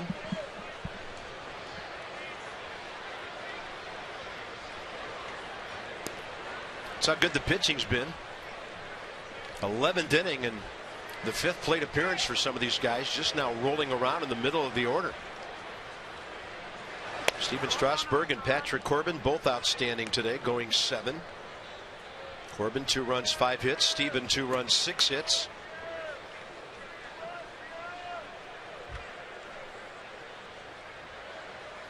And Montero laces one to center.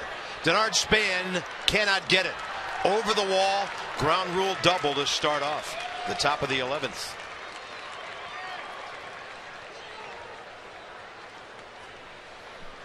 And that ball had a little hook to it in center field. It looked like Denard Span initially had a beat on this ball, and it just kind of hooks away from him into the gap. And it looks like Montero, for the second time today, thought he had a home run. This time a ground rule double, as Kirk Gibson goes to his bench. And A.J. Pollock is a pinch runner. Yeah, he knows how important these 90 feet are. With Cody Ross coming in. You've seen Cody for a lot of years. Is he a good bunter? Well, he's a good opposite field hitter.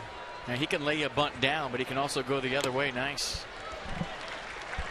That looked like a pull swing. He thought he could drive something against Craig Stammen.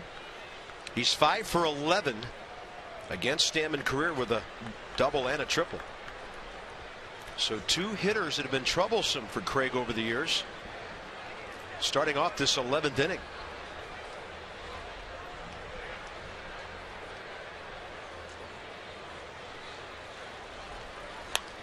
And Ross is going to do a good job of pushing that bunt. Adam LaRoche will cut him off for the tag. Sacrifice perfect. All right, I like what Kirk Gibson did there with Ross. Give him a shot, give him 1 strike to drive him in, and then if he doesn't get it done, put the bunt on. Cody Ross executing the sacrifice perfectly. Getting A.J. Pollock to third base with 1 out, just pushes it to Adam LaRoche. And he'll get some high fives as he goes back to the Diamondbacks dugout. And now Davey Johnson has to bring his infield in, and Craig Stammen finds himself in a strikeout situation, looking for that punch out. Jason Kubel, 1 for 3 against Stammen career with a double. Craig gets ahead with a pitch on the outside half.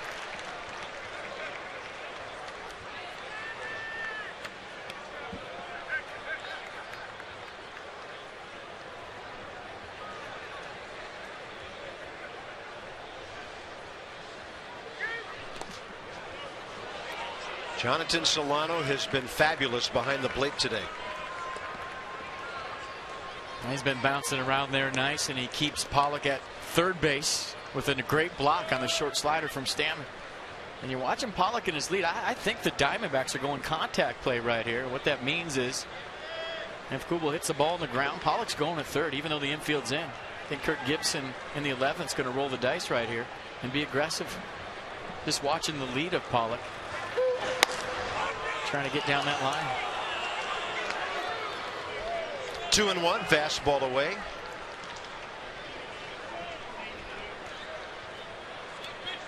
So the runner on third in the contact play, you're just trying to extend your lead and keep your momentum going to home plate. And you see the down angle off the bat, you just keep going. If it's a line drive, you're doubled up.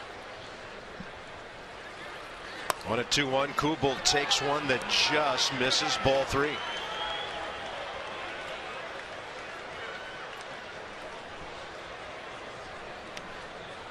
Shortstop Didi Gregorius next.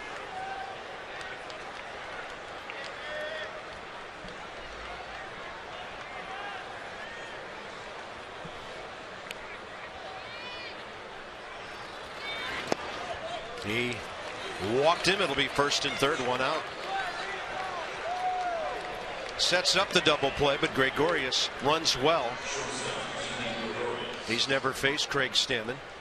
And by the way, that double by Montero to start this inning, first extra base hit since Hill and his 2-run homer back in the 6th. Been a game of a couple of singles here and there, a few walks mixed in. Neither team really able to break through. And Gregorius, base hit last. Nats will back up and play halfway up the middle.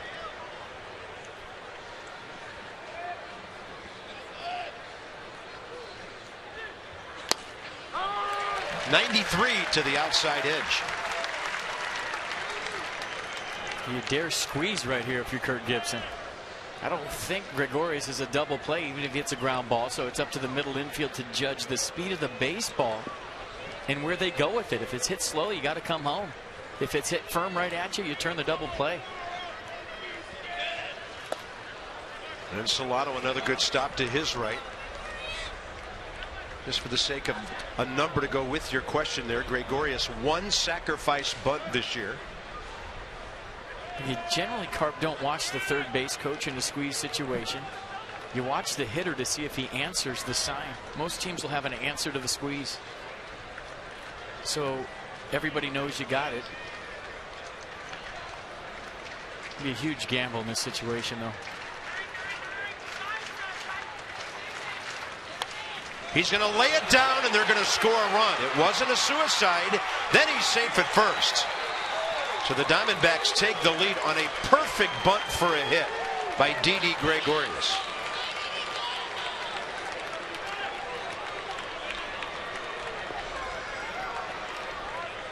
Well, yeah, brought it with him. And there's not a whole lot you can do. Pollock just reading it at third base. As soon as the ball's down, he got a good jump, so he scores. And Solano does the best he can to get the speedy Gregorius, but just a perfect bunt and a huge situation for the Diamondbacks to put them ahead 3-2 here in the 11th. I mean, it's just a good play. I don't know why more guys and more teams don't do it. It's hard to defend if you lay it down right. Yeah, here's Cliff Pennington 0 for 4.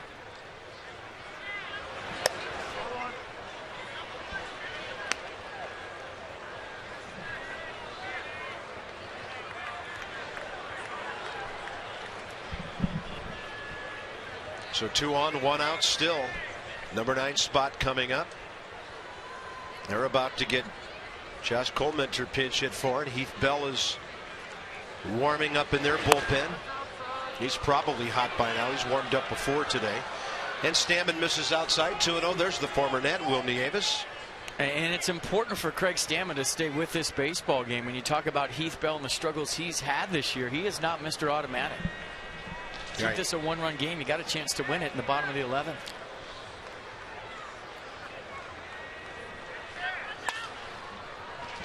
Out of play, left side.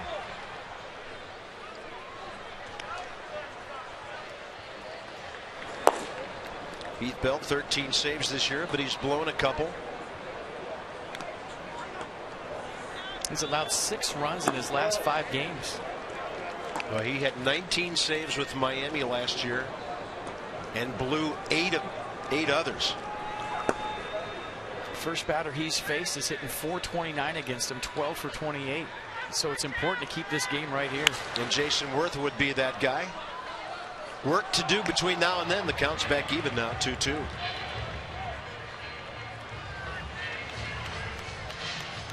Dark clouds moving over the ballpark.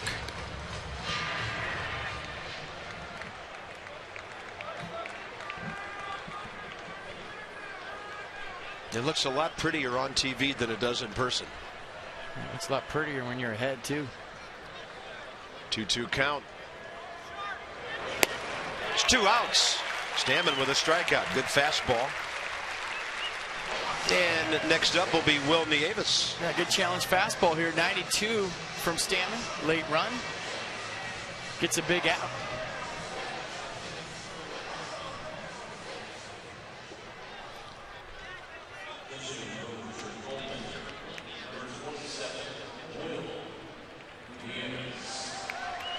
And Will gets a nice hand from some of the folks here. He's fashioned to find career for himself, sticking around for quite a while. He went from here to Milwaukee. Rockies for 16 games last year. Arizona for 16 games. And this year, he's been hitting well. 21 for 50, batting .420 with 10 RBIs. What's gotten into this .221 career hitter? That's a strike from a guy who used to catch, Craig Stammen. Will is 0 for 3 career against his former teammate.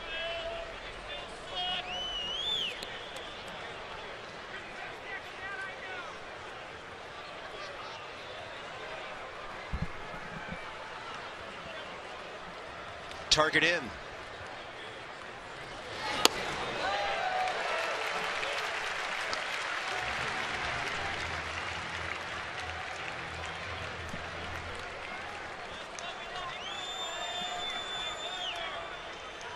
You got Worth, LaRoche, Desmond due up in the 11th, so not an easy save opportunity. Big third out right here for the Nats.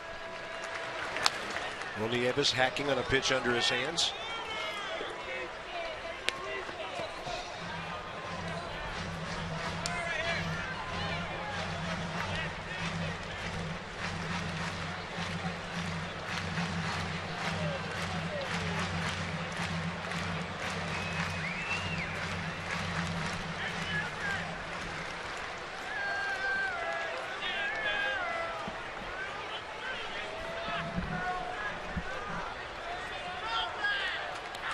No balls, 2 strikes, 2 on, 2 out. And Solano blocks another. There goes the mask. The mask has been in the air a lot today. I have a feeling if it was the top of the 32nd inning, he'd be blocking balls the same way. This guy just doesn't run out of energy. Another good block. Looked like a piece of toast coming on the toaster. His mask right there, the way he ejected it.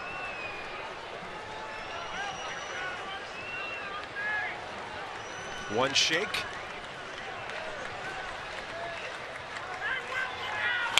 And Stammen wanted to go with the slider, got a foul ball. Count stays 1-2.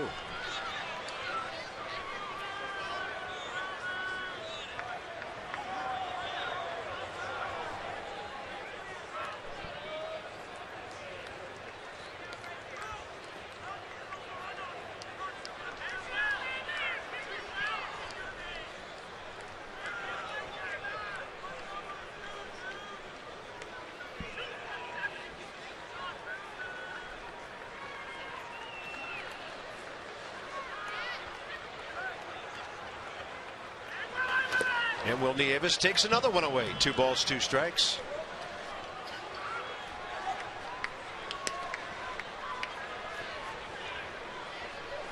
Well, you remember Jason Worth versus Heath Bell last year when they waited around after a rain delay. Grabbed a bat, said, let's do this thing, ran out. I think he had a 12 or a 13 pitch at bat. Ended up with a home run to tie the game. And that's went on to win it in extra innings. Greatest rematch brewing here. Greatest quote of the year. Had a little chicken salad, she had a massage, tied the game.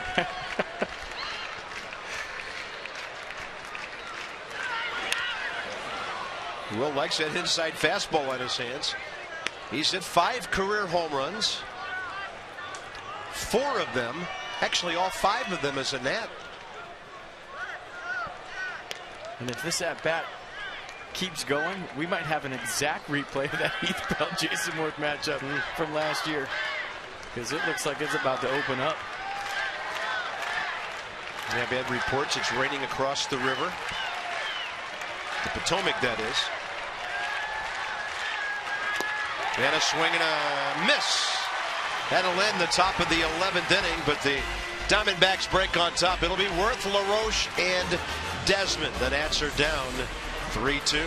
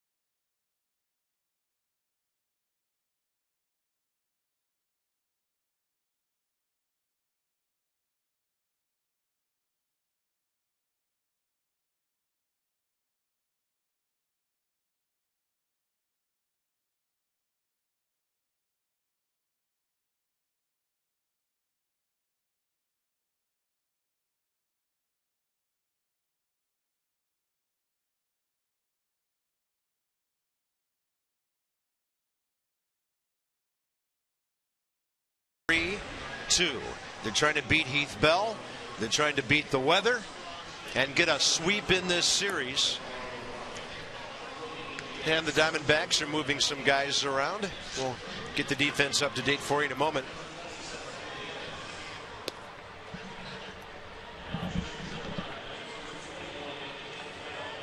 We'll check out the outfield here. That's Gerardo Parra, who goes over to right. Cody Ross over to left.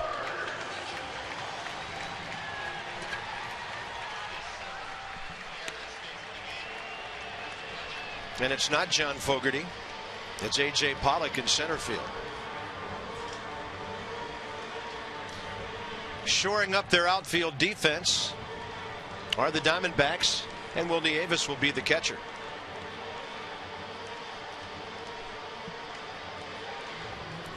Heath Bell,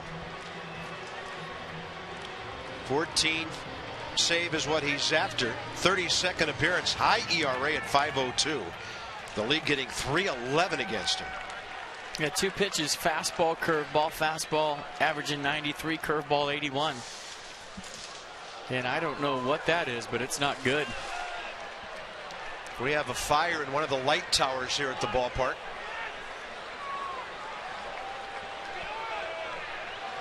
Above the right field stands, and some fans are moving out from underneath there.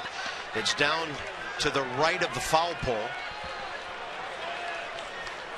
Jason Worth 1 for 4 today, and against Heath Bell career, he's 3 for 10 with that crazy 9th inning tying home run on September 8th of last year. Rally light bank fire. Got to reach. They just want everybody to be safe. How do you get some extinguishers up there? Worth will foul at 0-2. I don't know, but you can hear it popping and shocking him.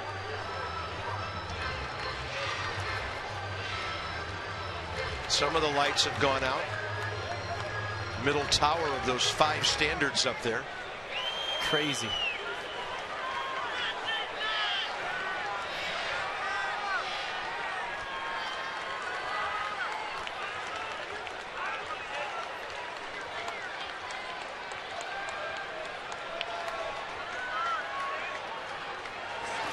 And LaRoche on deck, and Worth will duck back from that high fastball. 1-2. So Adam career against Bell, 2 for 11. Worth 3 for 10. Ian Desmond to follow.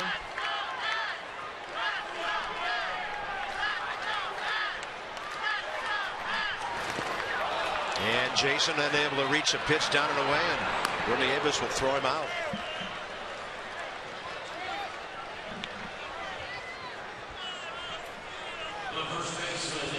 Here comes Adam LaRoche with 1 down to the 11th. As mentioned earlier, the Diamondbacks, a rather remarkable extra innings record this year of 8-2, 6-1 on the road. Nationals haven't won an extra inning game at home, 0-2. Now Cliff Pennington will go over and play in a second base position on the shift. Adam LaRoche, one thing in mind right here, and that's leaving Earth.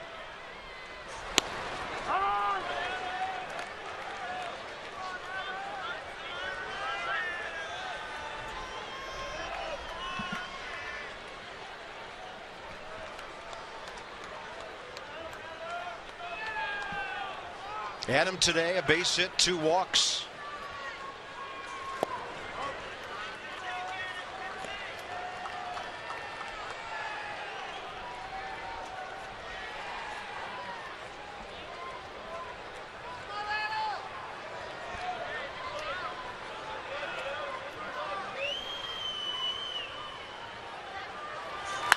LaRoche will lace one to center.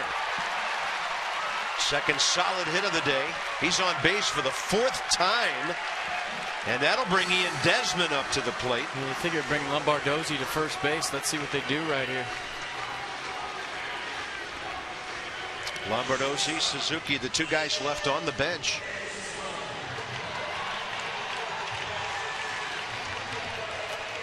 Ian Desmond, career against Heath Bell, 0 for 3 with a strikeout. But he's been here before against the Diamondbacks. We mentioned that walk-off homer he hit last year. That was not a tie game when he hit it. The Nats were down by 1. 1 for 4 with a 2-run homer today. And he goes up ripping. Well, I'm a little surprised that Steve Lombardozzi isn't running at first base for Adam LaRoche.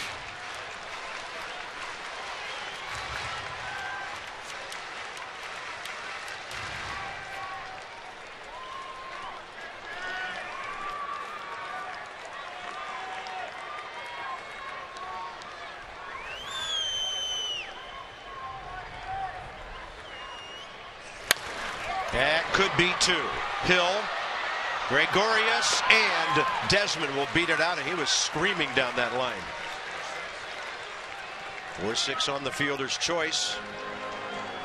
And it'll be up to Roger Bernardina. Well, it's a good trade of runners, and Aaron Hill, who's done everything right defensively today, with a little double clutch here. And that was the difference in the double play.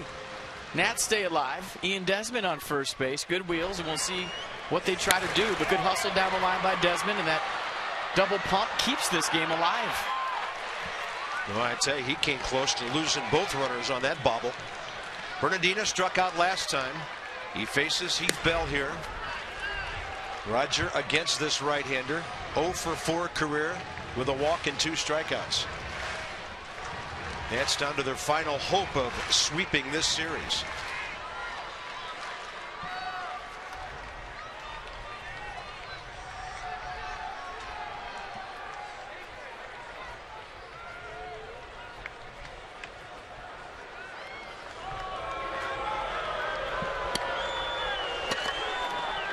Desmond, 7 stolen bases on the year in 9 attempts.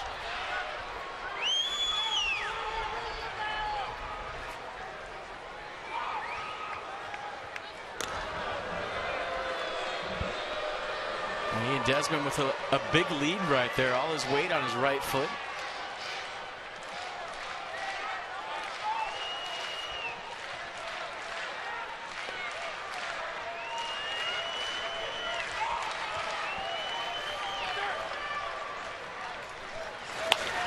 Bernardina pops it up. Shortstop Didi Gregorius. And the Diamondbacks will hold on to win it. And they are unbeatable as a rule. Now 9-2 in extra inning games this year as they salvage a game, winning 3-2 today and tonight. For FP and Julie, Bob Carpenter. We'll see you tomorrow in New York, Masson 2 HD, 6:30 Nats Extra. And it'll be the Nats and the Mets for 3. This has been a Masson presentation.